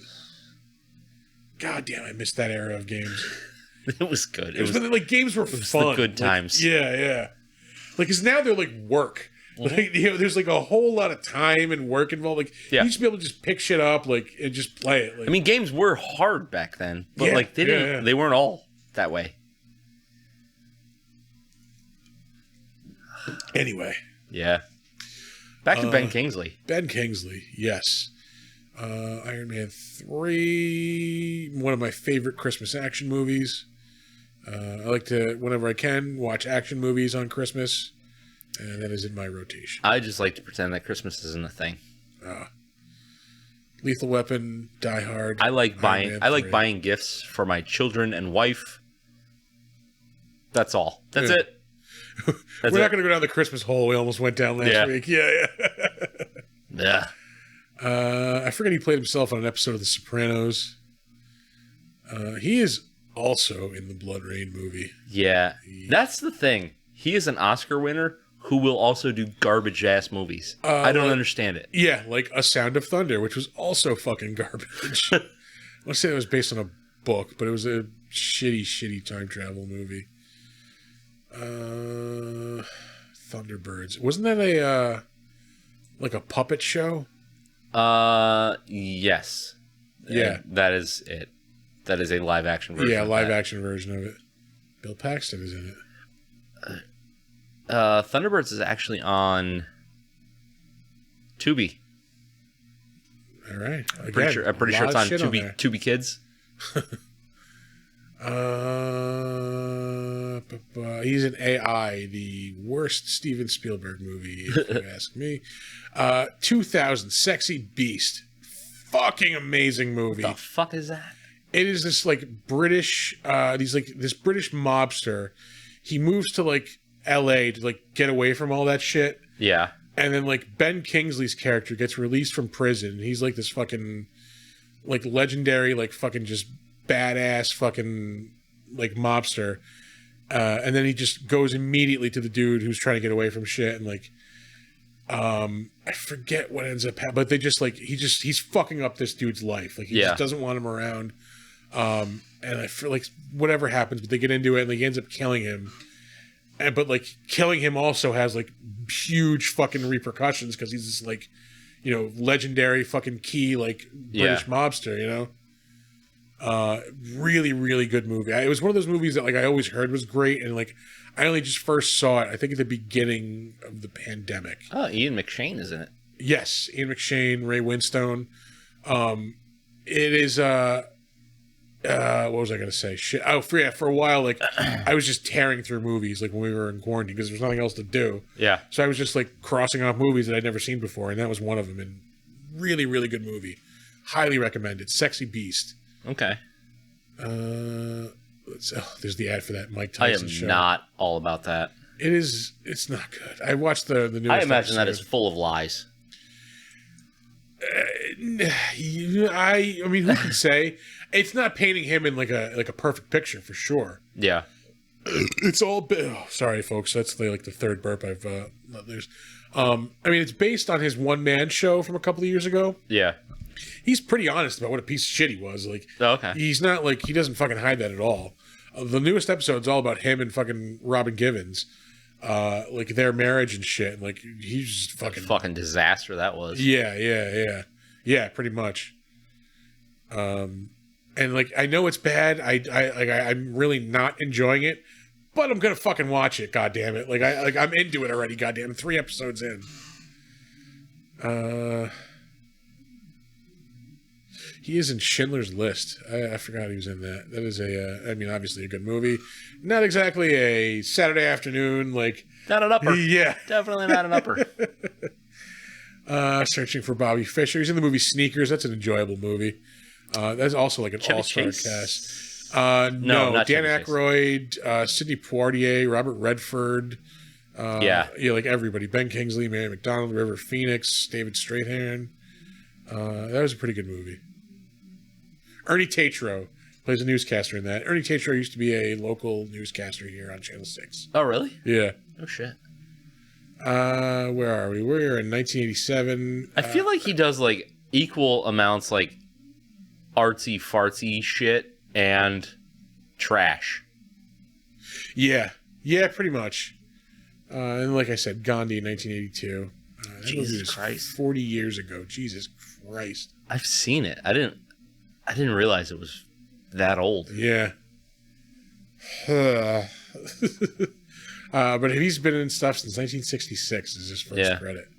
And like I said, still putting out stuff almost 60 years later. You know what's a fun fact about Gandhi? Probably a pedophile. Yeah, liked the young ladies. Yeah. Yeah. Alfred Molina is next on our list. I mean, he is obviously probably most well known as Dr. Octopus, the Spider-Man movies. He has had a lot of memorable roles, though, over the years. I mean, still in stuff. I didn't realize he's the voice of Jor-El in the new League of Super Pets movie. Oh, no shit. Yeah. And obviously Dr. Ock in the recent Spider-Man movie. He does a voice in the Solar Opposites cartoon on Hulu. It's from one of the creators of Rick and Morty. Yes. Let's see, he did a voice on Family Guy. He's done a bunch of voices on Robot Chicken over the years. He's Mr. Freeze on the Harley Quinn show, which I really, really enjoy that cartoon. Is that, I think that's on HBO Max, right? Yeah, it's animated Batman, but filthy. Yeah. Yeah. Let's see. He does a voice in Frozen 2. That's a fucking title. Frankenstein's Monsters, Monster Frankenstein. I mean, it's accurate. Yeah? Yeah. Well, no. The monster would have to... No. The monster making a monster. Yeah. Yeah.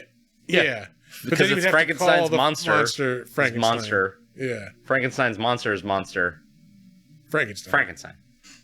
Yeah, the monster that Frankenstein created a monster that he then named Frankenstein. Yeah. Yeah, okay. We're on Alfred Molina, that's right. Hey Arnold, the movie. He did a voice in the Elder Scrolls Online. Shit. Yeah, 2017. He was in the series I'm Dying Up Here on Showtime, which is like a dramatization of like the Comedy Store in the 70s. Okay. That's probably good, huh? It was okay. It was okay. He was in the Feud miniseries about, we mentioned this last week, Joan Crawford and Betty Davis hating each other. Yes. Justice League Dark. Oh, I almost went over that. Yeah, he's in Justice League Dark. I like that he's playing both sides of the fence. Yeah. Yeah, Marvel and DC. Thunderball, the radio play? Fucking excuse me? He plays Blofeld. Well, now I need to listen to that. Let's see if that is on Apple Podcasts. Yeah. What the fuck? I listened to the Star Wars radio play. That was pretty good. Was it? They made it like back at the Thunder play. Nope, not what I was looking for. Thunder play? That sounds like a kink. Like a little, I think in the 80s is when they made it.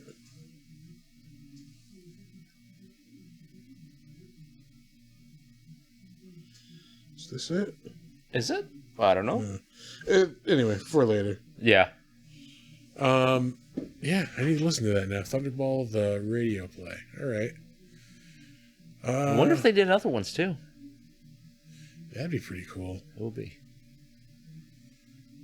He plays Lex Luthor in the Robot Chicken DC comic special. 3 anyway. Still only in 2014. Jeez. God damn, he's busy. He's a busy boy. I forget he's in. He plays the devil in an episode of Rick and Morty that's a parody of Something Wicked This. Not Something Wicked This Way Comes. Needful Things. Okay. Like the devil opens like a thrift shop in the town they live in. So Rick opens a shop that decurses cursed items across the street from the cursed item shop. Ridiculous.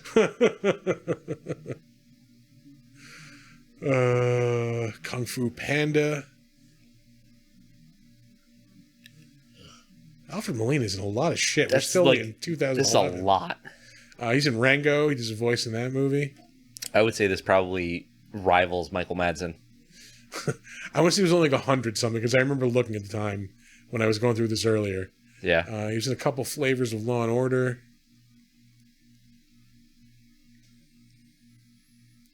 We're getting into things that I don't know. Oh, Chocolat. Yeah, he's in the movie Chocolat. He's in the movie Frida, about Frida Kahlo. He's in Boogie Nights in the memorable fucking scene at the end with the dude. He's the guy throwing fireworks in the fucking coke deal that goes bad with him. With Marky Mark and Tom Jane. Yep. He's like walking around in his robe and fucking Speedo. I haven't seen that in so long. Oh, that is a goddamn great movie. It's fucking weird though. Well, I mean, it's a movie about porn in the 70s. Like, it's a fucking weird time. That scene though is just amazing. Like it might as well be Coke and Penis the movie. Well, yeah. I mean, again, 70s. Yeah. That there's this part in that one scene though that is like always just fucking really like got to me, and it's what, because again I've been in this fucking place. Fucking thank you, drugs and alcohol in the mid 2000s, where Marky Mark is sitting there and like he knows like that fucking Tom Jane is up to something. He's gonna fucking try to rob this dude, and like he's just sitting there and like he's just staring. He's got the 1,000-yard stare, like looking off into space, and it's like this minute or two shot. And, like, the camera is just slowly moving in the whole time. Yeah. And, like, you can just tell, like, he's just, like, why the, like, this is my bottom. Like, what the fuck am I doing? Like, again, I have been in that place where you're just, like, fucked up and just, like, what the fuck is going, like, why am I here? Why am I in this position? Like, what the fuck is going on? And, like, that scene always fucking got to me. I don't want to... I would have assumed that his bottom was, like, having guys pay him to watch jerk off. But that's the moment I think that like that really fucking breaks him. Oh yeah. Like it's just like, because again, it's just he's fucking in this situation where like Tom Jane gets his brains blown out in that scene, I believe, if I remember correctly. I think so. Yeah. Yeah, like it's just, this is going to go bad. This doesn't need to. I don't need to be here. Yeah. Like I am just fucking here. Like because it was based on the Wonderland fucking murders. Yeah. Yeah. The whole thing. Like he is a parallel for John Holmes. Yeah. And it's just just a whole just nasty situation. And yeah, a great movie, Boogie Nights. I that is one of my favorites. Who directed that? Paul Thomas Anderson. Okay. Yeah. Let's see. That's another movie with an absolutely killer cast. Yeah. Killer cast, killer soundtrack. Like, yeah. He was in Cabin Boy. Yeah, Jesus uncredited. That's a lot. It's a movie that a lot of weird people show up in for like 1 second. It like really is. Yeah. And that movie was weirdly big. Yeah. I mean, it's huge, like in the comedy world, because it's like a comedian's movie. Like, yeah. Chris Elliott is like a comedian's comedian. He was in the original Miami Vice TV series in 1987. Yikes. As far as notable, he's in the movie Lady Hawk with Rutger Hauer and Michelle Pfeiffer. Around this era, though, his big thing, he was in Raiders of the Lost Ark in 1981. Holy shit! Yeah, he's the dude in the very beginning in the movie with Indiana Jones, where they're taking the idol. He's the one who steals it from him. Oh fuck! Yeah. That was his fourth role, fifth role. I can count. We still have a lot of names here. Jesus, we don't Christ. have to. Yeah, we're gonna start cutting people real quick. Forrest Whitaker, amazing. Yeah, I mean, well known, probably most well known, most recently in Black Panther. Like we mentioned, he won the Oscar for Last King of Scotland. He is in the fucking 2000 disaster. I saw that in the theater. Scientology fucking recruitment tool, Battlefield Earth. I saw it in the theater. Oh my god. Yeah. A lot of stuff in post-production. Megalopolis, that is that's a comic book movie, somebody isn't it? big is doing that. Is Coppola. Right? Is it a comic book or am I crazy? I think it's Coppola's own thing, but that is probably a comic book. You're thinking of Metropolitan, probably. No. Yeah? I don't know. Anyway. I don't know, but that's got Aubrey Plaza in it. That's exciting. Yes. Absolutely. Forrest Whitaker apparently plays Forrest Whitaker in the Young Rock TV series somehow. He's in the Godfather of Harlem series, which looks like it was ended in 2021. Big stuff of note of recency. That's a new word I just invented, recency. Yeah. It sounds pretty legit, though, doesn't it? I'll give it to you. Yeah. He played Saw Gerrera in a lot of the Star Wars stuff, but most notably probably Rogue One. Arguably, I would say the number 2 Star Wars movie in terms of awesomeness, right behind Empire Strikes Back. Black Panther, I mentioned. He's on the Empire TV series. Plays Saw Gerrera a lot on Star Wars properties. Yeah. He's in Taken 3. Bah. Lee Daniels, The Butler. I think that was like an Oscar factory, if I remember correctly. A lot of Criminal Minds stuff. Yeah. Which I think they're working on a reboot of right now. Well, that doesn't need to happen. I did some voices on American Dad. Like, why are you going to reboot a show that's got, like, 26 fucking seasons? That is one of those shows that, like... Just do another season. I honestly can't tell the difference between that and, like, pretty much any of those, like, police procedural shows, like... I mean, Criminal Minds is a little different because they go into the psychology of the perpetrator. Sounds like every one of those shows. But it's got the one guy who's got severe autism.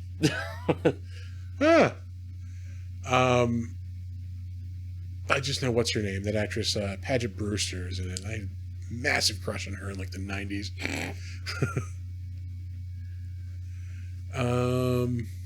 He was on the ER from the 90s and 2000s. Holy shit. Last King of Scotland we mentioned. Are you telling me he did The Last King of Scotland, won an Oscar, and then was on ER? Yeah. I got my Oscar. It's time to do some TV. Some prestige TV. Making that ER money. He was in the David Fincher movie Panic Room. I can't believe that movie's 20 years old. He was also in the movie Phone Booth, which I can't believe is 20 years old. Yeah. Ghost Dog. Ghost Dog, Way of the Samurai, 1999. Oh, shit. Yeah, he was in Mr. Holland's Opus. Oh, yeah, I almost went over that. Oh, I think I broke Mr. Holland's Opus. Oh! He was in the movie Blown Away in 1994 with Tommy Lee Jones and Jeff Bridges. Tommy Lee Jones is like an IRA, like bomber, like on the loose in Boston. Mm-hmm. He's in The Crying Game. I had to get my ums under control. Yeah, he's in the movie Bird about Charlie Bird Parker. That was in 1988. Jesus, that was a long time ago. Motherfucker was in Bloodsport. Yeah. Bloodsport, also 1988. Good Morning Vietnam, 1987. Fucking amazing movie. Yeah, classic Robin Williams. Stakeout with Emilio Estevez and Richard Dreyfuss. He's in the movie Platoon in 1986. Also in 1986, The Color of Money. I watched that recently. It fucking holds up. Yeah. Yeah, both of those movies are great. Color of Money is a sequel to The Hustler. Yeah. Also a great both movie. amazing. Yeah. Paul Newman, fucking awesome. Yeah, I recommend The Color of Money. Yeah. He was in an episode of Amazing Stories. He was in an episode of Different Strokes, The Fall Guy, the 80s wrestling movie Vision Quest. Bulldozer. Oh my god. What the fuck is that? It was wrestling, not as in like professional wrestling, like college wrestling. Yeah. So I'm sure that's some like team nickname or something. A lot of like big TV stuff in the 80s: Hill Street Blues, Trapper John M.D., Cagney and Lacey. Of course, Fast Times at Ridgemont High in 1982. Again, I cannot believe that movie is 40 years old. Does that feel bad? Yes, it feels horrible. It's repugnant. Moving on, Marg Helgenberger, blowjob enthusiast in this movie. God, just when I had that out of my fucking head. It was out of my head. That scene was out of my head, and now I have I almost said Tom Sizemore. Yeah. Michael Tom Madsen. Sizemore. Yeah, again, Michael Madsen's hairy fucking thighs. What's her name? Marge. Yeah. Marg.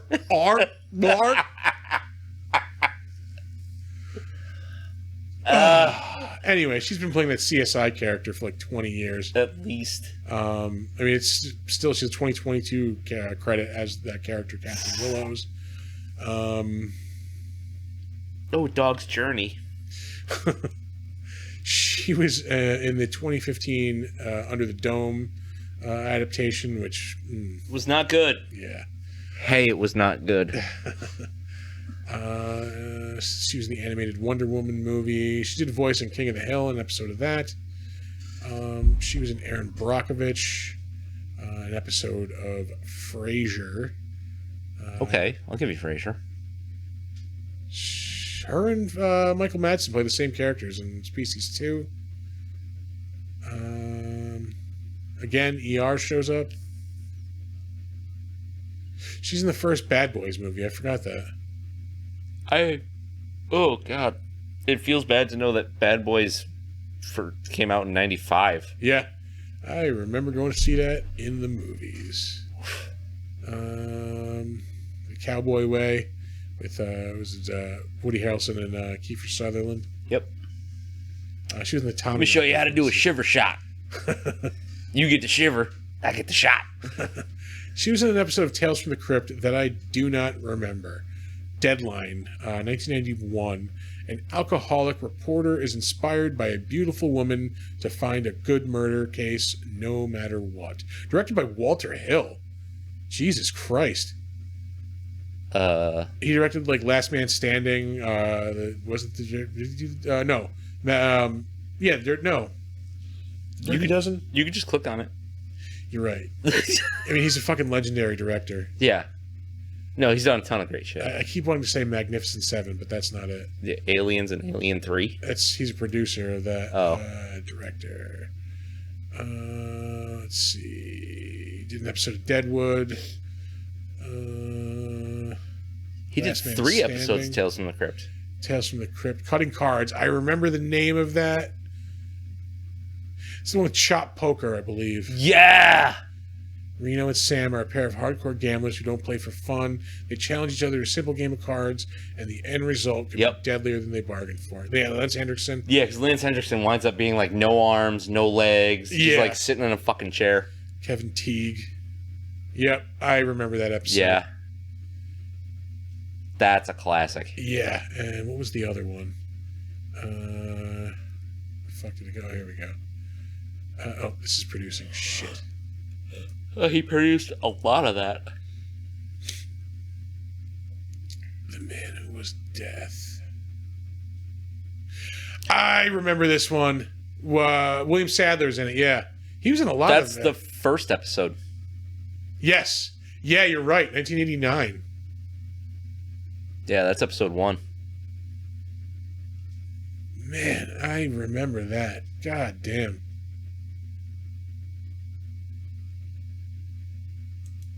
Fucking William Sadler. So good. Probably most well known as Death in Bill and Ted. Yep. The Bill and Ted movies. What the hell? We had talked about him for another episode.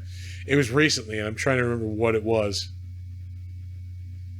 He's the bad guy in Die Hard 2. What was he in horror-wise? What the hell was it? No. Oh, Walter Hill directed another 48 Hours and 48 Hours. Both of those pretty solid. But It's I mean, like the first Crossroads, the blues movie starring Ralph Macchio. Yes. Yeah. Sweet. That movie's fun. Southern Comfort. I talked about this not that long ago about the killer, like Cajun rednecks. That was a pretty good movie. All right. Walter Hill, yeah. Oh, you know what? I think we were talking about The Warriors. I'm pretty sure people have heard of that movie. Yeah, I think we were talking about Bordello of Blood when he came. Yes, yeah, because he plays Death, and he's also does he play Death in Bordello of Blood? Yeah, yeah, you're right. In the intro scene with the Crypt Keeper. Yeah. Yeah, a lot of good movies. Brewster's Millions.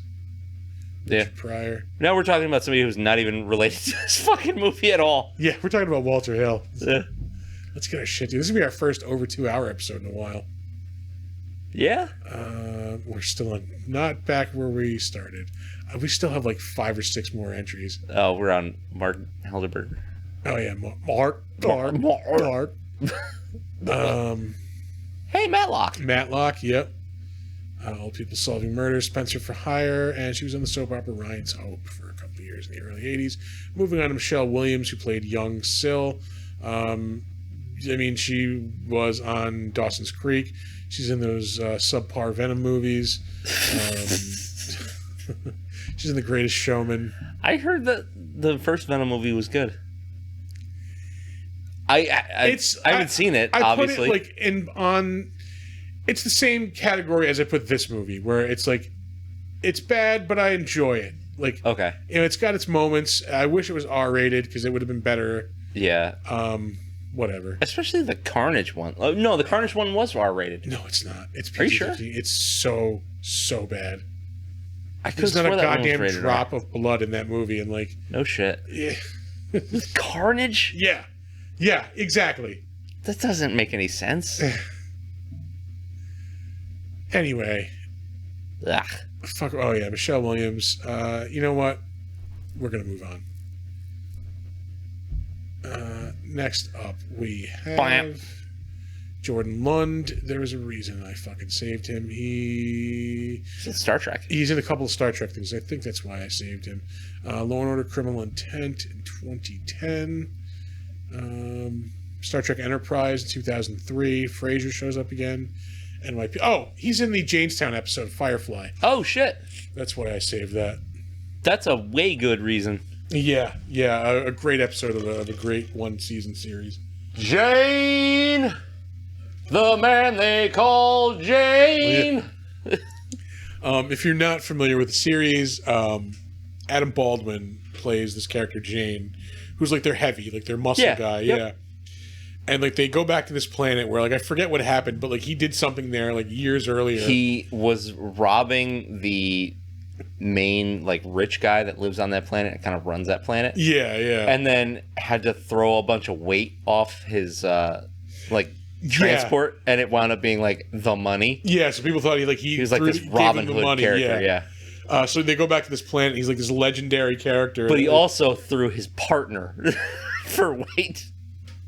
That's right. I need to rewatch that series. It's so good.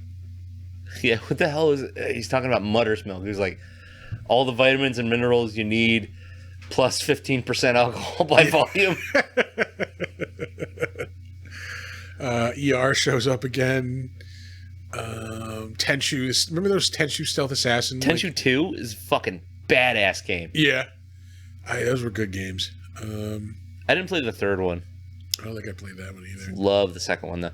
The second one was fun because you play as one of two characters who both play pretty differently. And then once you beat it, you get the third character. All right. And then you get to beat it again. He was in original flavor Law & Order in 1995 and 97. He was in Alien Nation TV movie. He was in the Stand miniseries in 1994. Barf.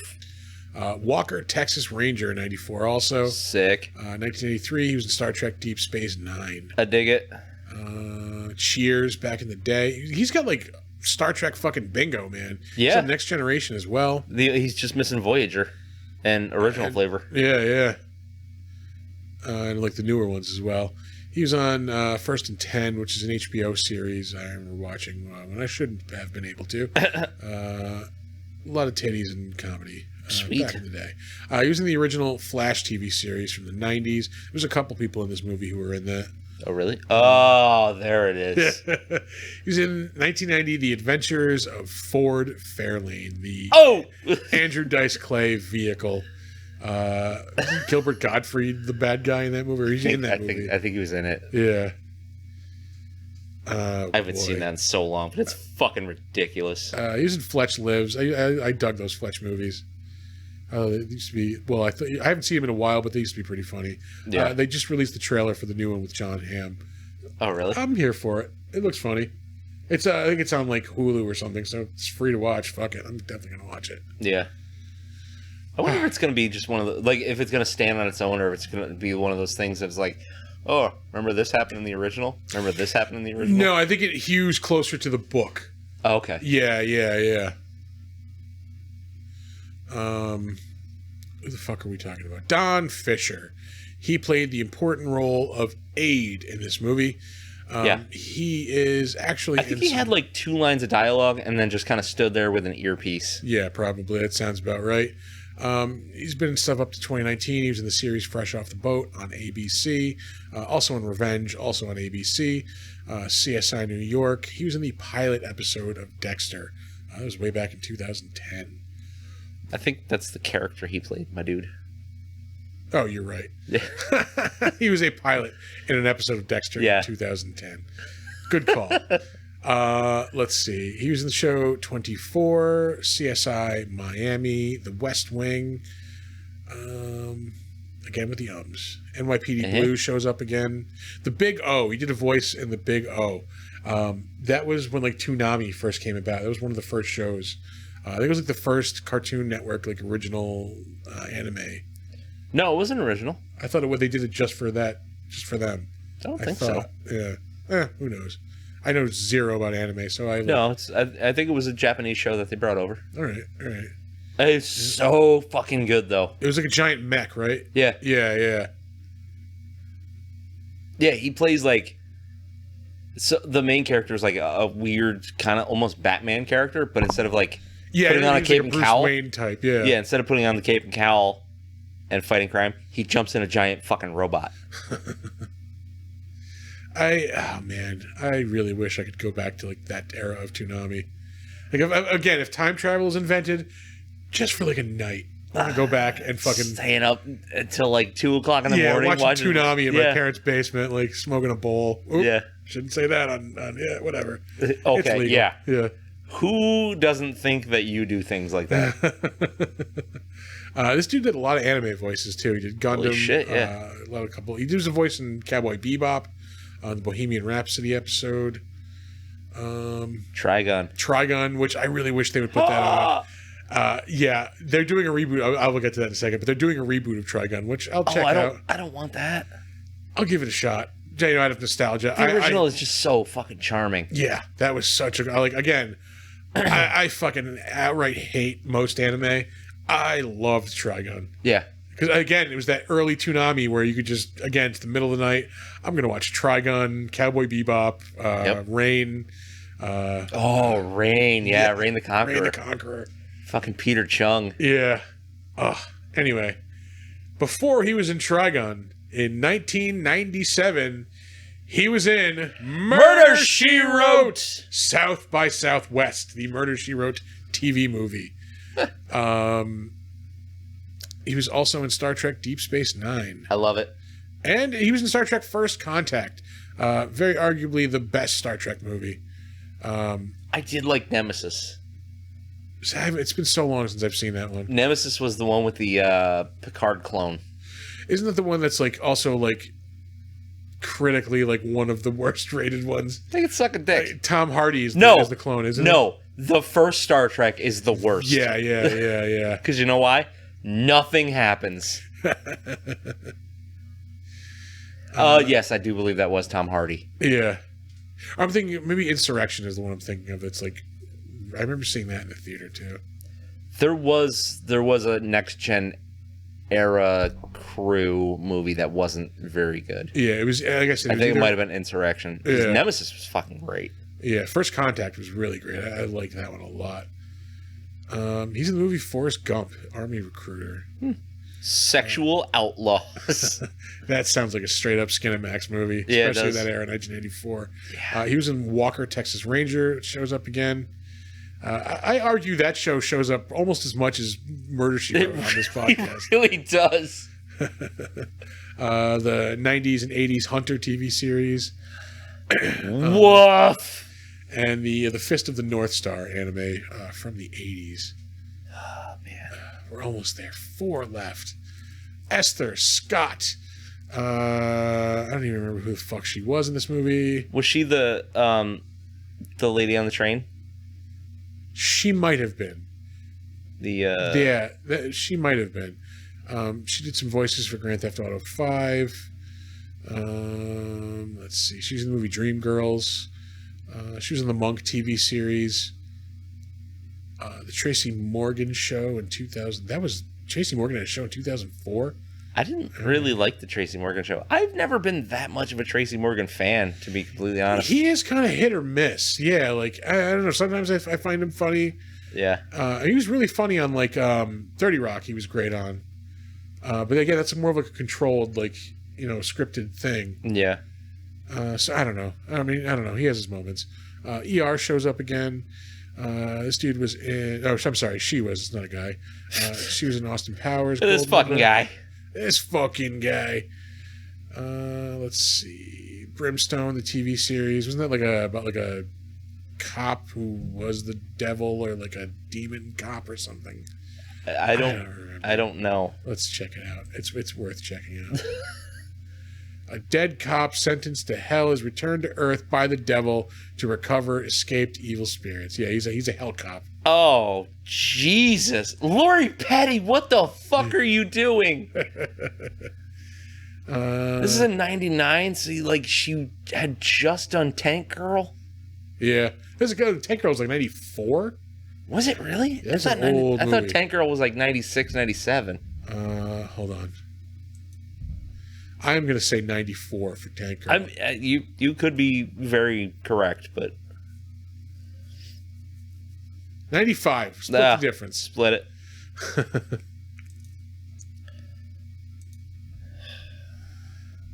She was great in Point Break. That is And A also League one of of Their my Own. favorite movies. Point Break. Yeah. How'd you like that remake? I couldn't tell you. It doesn't exist. That movie doesn't exist. That's not a thing. There's only one Point Break movie. Yeah. Yeah. Let's leave it that way. Utah. 2. 2. Well, I know I'm ordering a meatball sub when we're done with this. She is in The Craft from 1986. Oh, I loved that movie. The hugest crush on Fairuza Balk. Yeah. Yeah. Oh, well, any of those slightly alternative fella did. / does. Time has not been kind to her, I will say. Yeah. Time, and I'm going to assume drugs. I'm probably wrong about that. Topped out in fucking Waterboy. Yeah. Sorry, I keep. She was in the original Full House. It looks like back in '94. Beverly Hills 90210, the original one.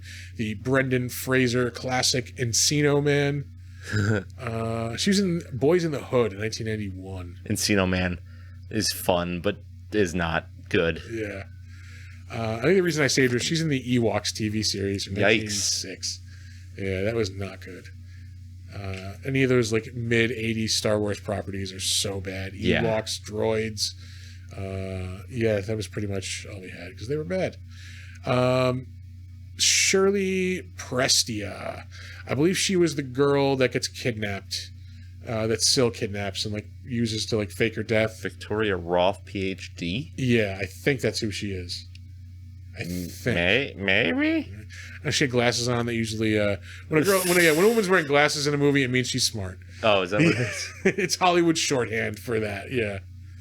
Or she's about to get something sprayed on him. Different kind of movie, but. Let's see. She did a lot of TV stuff here and there. She passed away in like 2009, maybe. Hold on. 2009. 2011. 2009. Yeah. A lot of TV stuff. I heard somebody say 011 the other day. Oof. It almost broke me. Dharma and Greg, Curb Your Enthusiasm. It was like the first season of Curb Your Enthusiasm. Ally McBeal, Sabrina the Teenage Witch, Charmed, The Practice, Home Improvement. She was on 8 episodes of. Murphy Brown shows up again. She's in the movie Wag the Dog with Robert De Niro and Kirsten Dunst. Is it like that's one of those movies that has like a ridiculously sick cast. Wag the Dog. Yeah. Was that Martin Short, I believe, is in it. Yeah. I'm trying to think of a couple other people that were in it. Frasier shows up yet again. Babylon 5. I have tried a couple of times to watch Babylon 5. Yeah. I can't make it through the pilot. Yeah, I remember trying to watch it It's back in the day. Dense show. Yeah, I mean, I used to love J. Michael Straczynski's Spider-Man stuff. Yeah, and it's not like the quality is bad or anything. It's just like it's so intense all at once.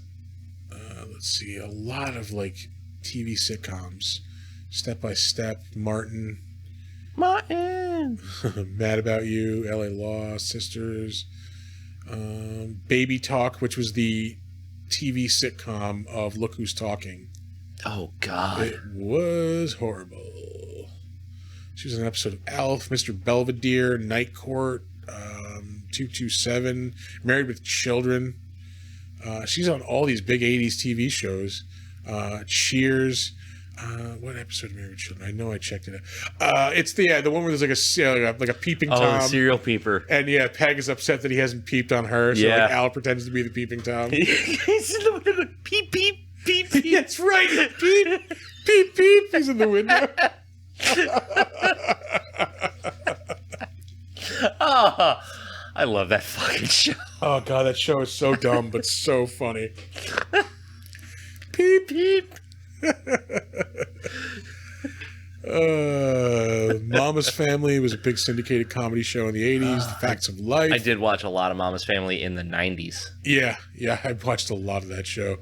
The Golden Girls, Fame, Benson, Family Ties, the 80s ER, which was basically the sitcom version of the 90s ER. Yeah. Also with George Clooney. Saint Elsewhere, another medical drama show. And that's really it for the notable stuff. Yeah. last two people, William Ute. He played Colleague in this movie. What the fuck? Is this dude still alive? Yeah. Wow. Who cares? Yeah, that's true. He was in Modern Family recently. Spider-Man Web of Shadows, a video game. He was in the Angel series in the early 2000s. Star Trek Enterprise in 2001. Falcon Captain Vanek. Silk Stockings, the USA Classic series. Shogun Cop. Shogun Cop, 1999. He was in the Eraser video game. Ugh. California Dreams was like the ripoff Saved by the Bell. He's in the movie Tin Cup. Which is not great. Yeah, he's in 2 episodes of Married with Children. One in like the first season, 1987. Oh, damn. ER for like the 4th time. Cobb, the Ty Cobb movie. This is a heavy ER episode. Yeah. I just remember in that Ty Cobb movie, like, because he's like old and like he's just broken down, like he can't get it up, and he's like with this hooker, and he basically just pulls a Sonny Corleone, he wads up like $100 bill and throws it at her. He's like, "Here, tell everybody you fucked the great Ty Cobb." What the fuck? Yeah, he was an asshole. Yeah, notorious asshole. Yeah, and racist. Yeah. He was in 35 episodes of Night Court. That's a lot. 80s sitcom, which is about to get a reboot. It is. Yeah. And he was in the 90s on that show, which I forgot it was even on in the 90s. That Baby Talk shows up again, that shitty show. Who's the Boss? Herman's Head. I remember watching that when it was on back in the day. Hey, there it is. Yep. And again, 1991, he plays Agent Mish in Murder, She Wrote. He's in the movie Harlem Nights with Arsenio Hall, Eddie Murphy, Richard Pryor, a whole shitload of people. That's a good-ass movie. Yeah. He's in a couple episodes of The Magical World of Disney. You know what? We don't care. We were here for the Murder, She Wrote. Yeah. And he was on Knight Rider. Yeah. There you go. Highway to Heaven. Finally, David Selberg. Just jump right to it. I don't remember if he was in a Murder, She Wrote. He might have been. Anything else really good? Star Trek Enterprise. ER shows up yet again. The Clueless TV series, Party of 5, Melrose Place, Star Trek Voyager, Perry Mason, Roswell, the Steven Seagal classic on Deadly Ground. That's the one where he's like he's like kicking ass for the environment. Yeah, he's an Eskimo. Yeah. Or is he, yeah. Mystical martial arts environmental agent. Yeah. Fuck you. Hey, Steven Seagal. Fuck you. We have an appearance on Matlock. We have Perry Mason. Wow, 3 episodes of Doogie Howser. Yeah, The Wonder Years. Father Dowling Mysteries. So we have all of them. Yeah, a hat trick of old people solving murders. Alien Nation, the TV series. Do we have Diagnosis Murder? We have Diagnosis Murder. We have Father Dowling and Matlock. No, we don't. We have Murder, She Wrote, not Diagnosis Murder. Yeah. There's different ways we can get that old people solving murders hat trick. It's a Living, the syndicated sitcom from the 80s. Amen, The Golden Girls.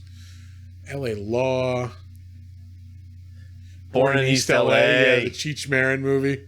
That's fun. I haven't seen that in a very, very long time. I don't think he was on Murder, She Wrote. We can get the fuck out of here. Yeah. All right. He's on Newhart though. 216 on the old timer. That's right. I am out of booze, so I am down to iced tea. Oh man, I'm going to get a beer. I'll take a PBR. Thank you. Yeah. Bieber.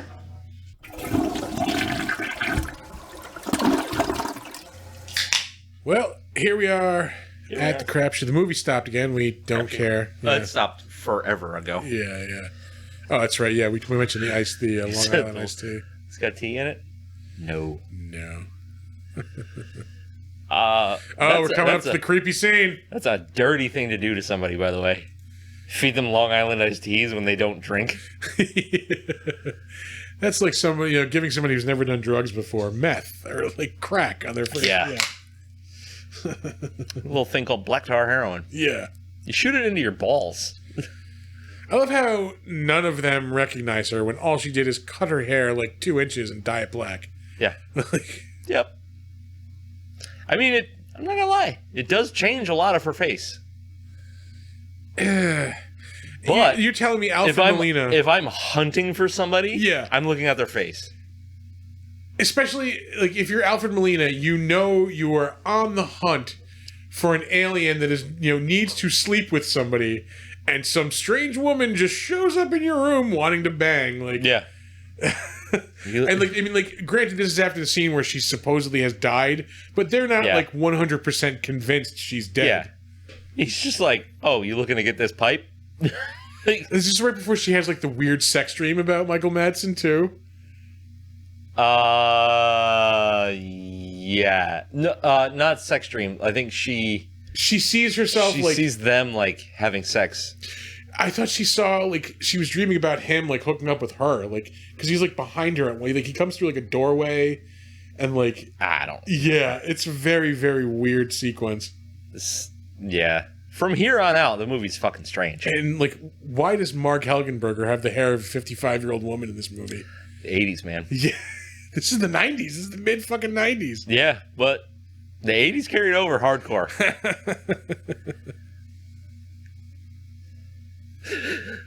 Do not disturb. Oh God, this is. I am disturbed by this scene. I am thoroughly disturbed. You know what's fucking hilarious? Like, with that haircut and everything, she looks older in this movie than she did on CSI. Yeah. 100%. Like, by like a lot. Yeah. Yeah. Ugh. Fuck you, Michael Madsen. Stakes in here. Going outside.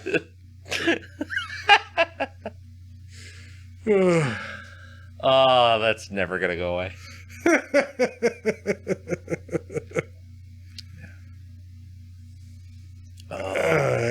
Like, I don't. Again, I'm transfixed because I know what's coming. Yeah, it's like I want to see it again for some reason. Like a fucking car wreck.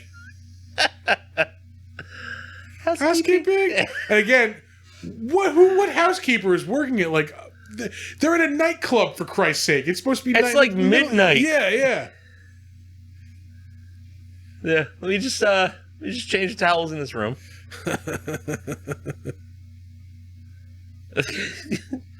Yeah, after chugging down 2 Long Island iced teas, I'd have to go to bed too. Yeah, and I'm borderline alcoholic.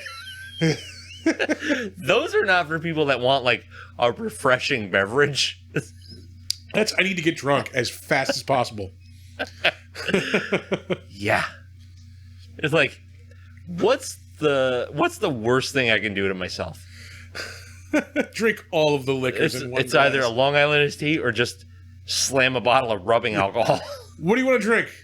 I don't know. Everything? Just dump the bar mat into a glass for me. What do you want to drink?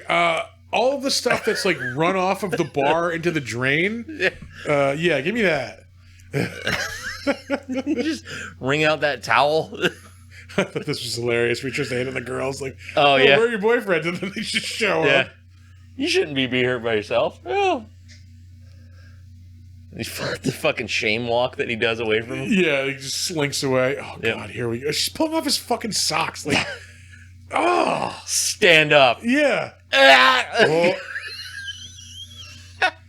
It looks. Oh, I don't need to see it. So gross. She's fucking licking her lips. Mark. Oh, god damn. And like, this is what they did when given creative license. Like, really? Like,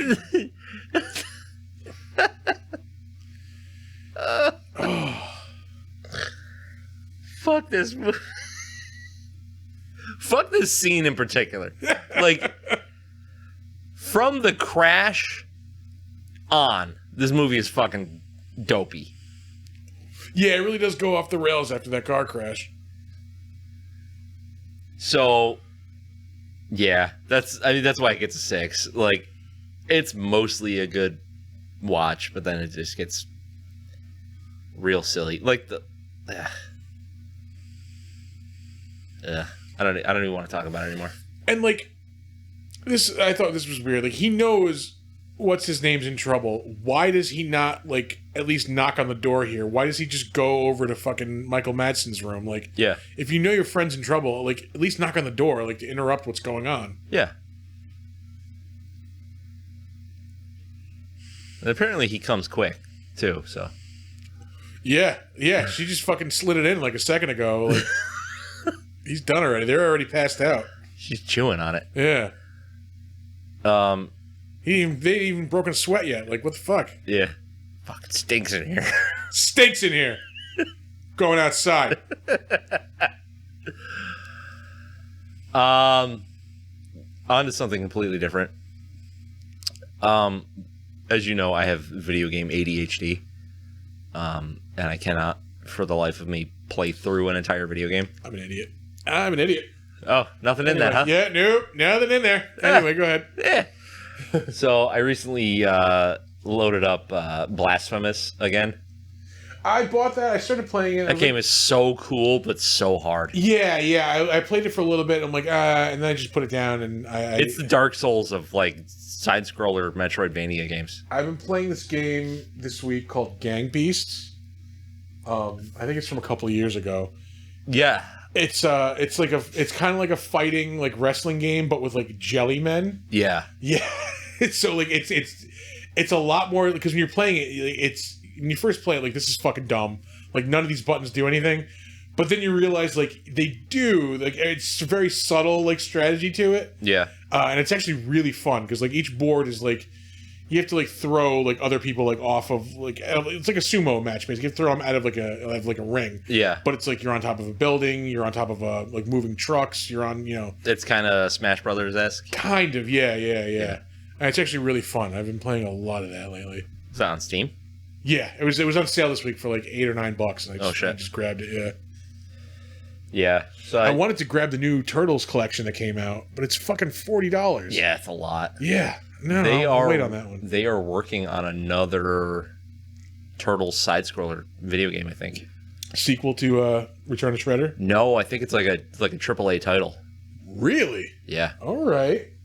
Return of Shredder was pretty fucking badass. That game was so fun. Yeah. Shredder's Revenge, that's what it was. It's Shredder's Revenge, yeah. I didn't think it had that much replay value. Yeah, I did burn out on it pretty quickly. Because I played it through and I had a lot of fun. And then... I unlocked everything really quickly. Yeah. Like all the hidden stuff, yeah. So, like, you play it through and you get Casey Jones, and then you're like, oh, sweet, I get to play it again as Casey Jones, because Casey Jones is bad, motherfucker. All the shit is already unlocked. Like, you don't find anything new. Yeah. Like, I mean, it is kind of fun when you're playing with people, but if you're not playing online, there's no point in playing it again. I played solo. Yeah. It's fucking... But I want that new one with like, all the games on it. Yeah. Because like I said before, I will say it again, I will beat that fucking original Nintendo game if it goddamn kills me. It's like a 40-year-old vendetta I'm fucking working on here. 35, let's say. That's the thing, though, is like that game is not good. No, but I need to fucking beat it.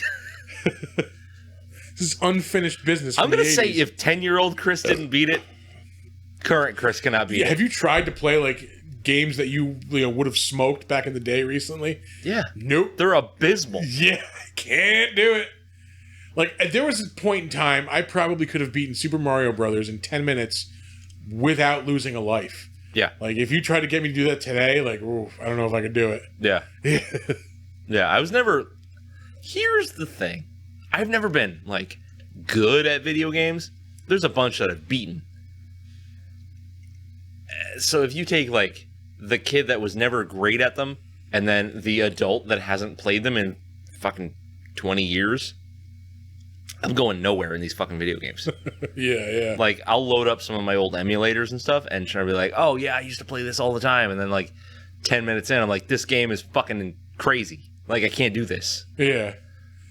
There was a Nintendo game called Toki, and you were a little monkey, and you would breathe fire and eventually get, like, power-ups and shit. And it was like a little side scroll. It was like Mega Man, kind of.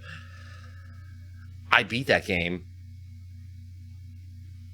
And now I cannot get past like the first couple of levels. Like it's ridiculous. Yeah. I always have this dream of like getting as good as I used to be at video games because I used to be fucking good. Yeah.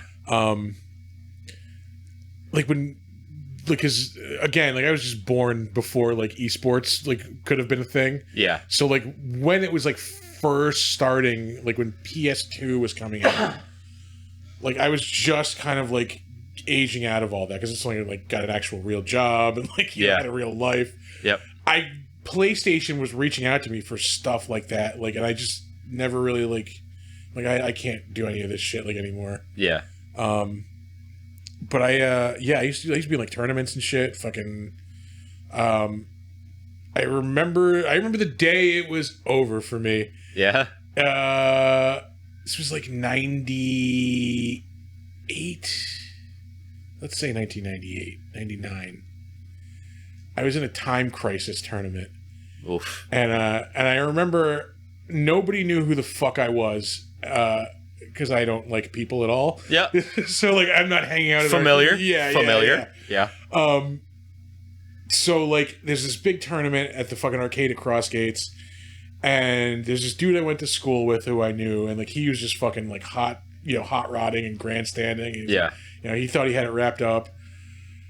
Same thing with a couple other people who were just fucking running their mouths, like whatever. Like everybody just fucking didn't expect me to do shit. Yeah. And I fucking smoked every one of these motherfuckers. And it was awesome. God damn it. I remember even the guy running it was like, "Okay, we have like our dark horse, like out of nowhere, like, and I think Jesus, yeah, I think I beat the dude I went to school with in the finals. Yeah, but anyway, like there was like the next level a couple weeks later that I got like invited to. Yeah, and I am pretty sure this happened just to fucking get me out of the way. I am almost 100% positive this happened just to get me out of the way. Yeah. I get there, my first opponent, I shit you not, is 8 years old. Right? And I'm looking at this kid, I'm like, you gotta be fucking kidding me. I'm like, yeah.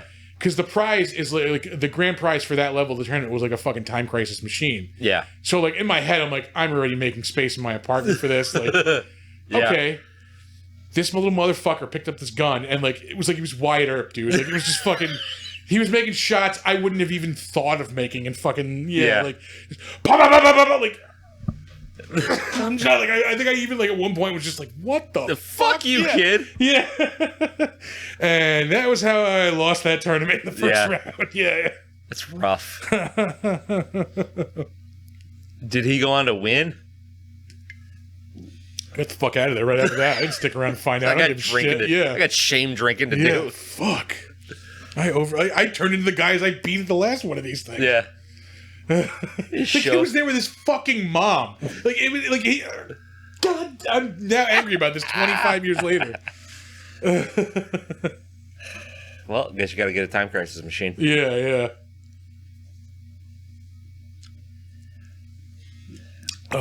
Anyway. But anybody curious, play Blasphemous. You can usually pick it up on sale on Steam. Yeah. It's really fun. Like, it is super hard, but the themes and the tone of that game, so cool. Yeah, it is like very dark all this, and like dark gothic, religious. Yeah. Oh, that was nasty. Nasty. Yeah, and it smells. I will recommend Gang Beasts. It is a game that you like. Is it Beasts or Beats? Beasts. Okay. Yeah. It's way more fun when you're playing like online with other people. Like, there's always like even it's I think it's from like 2017, so it's like 5 years old. But I mean, there's always people like online playing it. Yeah. It's easy, it's dumb, and it's fun. And it's like I said, it's like $8 or $9 right now. Yeah. You know what? I'm gonna throw out this idea right now. if you guys want, we might create a Steam account for Big Dumb Monsters. Yeah, we can do that. Maybe we'll play on play some games on Discord or something with anybody that might be interested. Yeah, I'm sure we could throw together like a community gaming night or something. Yeah. I'm down with that. That'd be pretty sweet. Let us know. And you can do that by sending us an email. At one of these fantastic social media accounts. Like that? That is what we call a segue. That's segue. That's how you do a segue. That's right. Well, our website is www.bigdumbmonsterspodcast.com or bigdumbmonsters.com. And the aforementioned email is bigdumbmonsters@gmail.com. So if you like the idea of maybe playing some video games with us sometime, or you have movie suggestions or beer suggestions, really anything, send us some shit on there. If you want to tweet at us, you can do that at dumb_monsters. We're on Facebook at Big Dumb Monsters Pod. And if you are on Slasher like we are on Slasher, we are Big Dumb Monsters Podcast. You can also check us out on Instagram at big_dumb_monsters. You can also check out the show on our YouTube channel, the Big Dumb Monsters channel. And coming up in early November, you will be able to see us at Saratoga Comic-Con. Yes. Which is happening November. Yeah, we'll get an exact number for you. Yeah, it's like the second weekend in November, I believe. We will be there. We just got some awesome new stickers in. Yes. We still have some swag left over that we've been accumulating. I'm sure I'll buy some more between now and then. Yeah, we got to try to figure something out, something new and exciting. Yeah, that is true. Hey, if you got ideas for swag, email us. That's it. That's all I got. Yeah, we just gave you the email address. You know where the fuck to find us. I'm not going to say it again. Are you fucking crazy? Do you understand how lazy I am? Yeah. I'm not going to say... It's a miracle that we've gotten all this together and come on. This is insanity for the level of energy and attention span that we both have. Oh, well, that is a... that went down fast. Second PBR in the book. Gonna have to... keep drinking, Yeah. Anywho. Yep. So that's going to do it.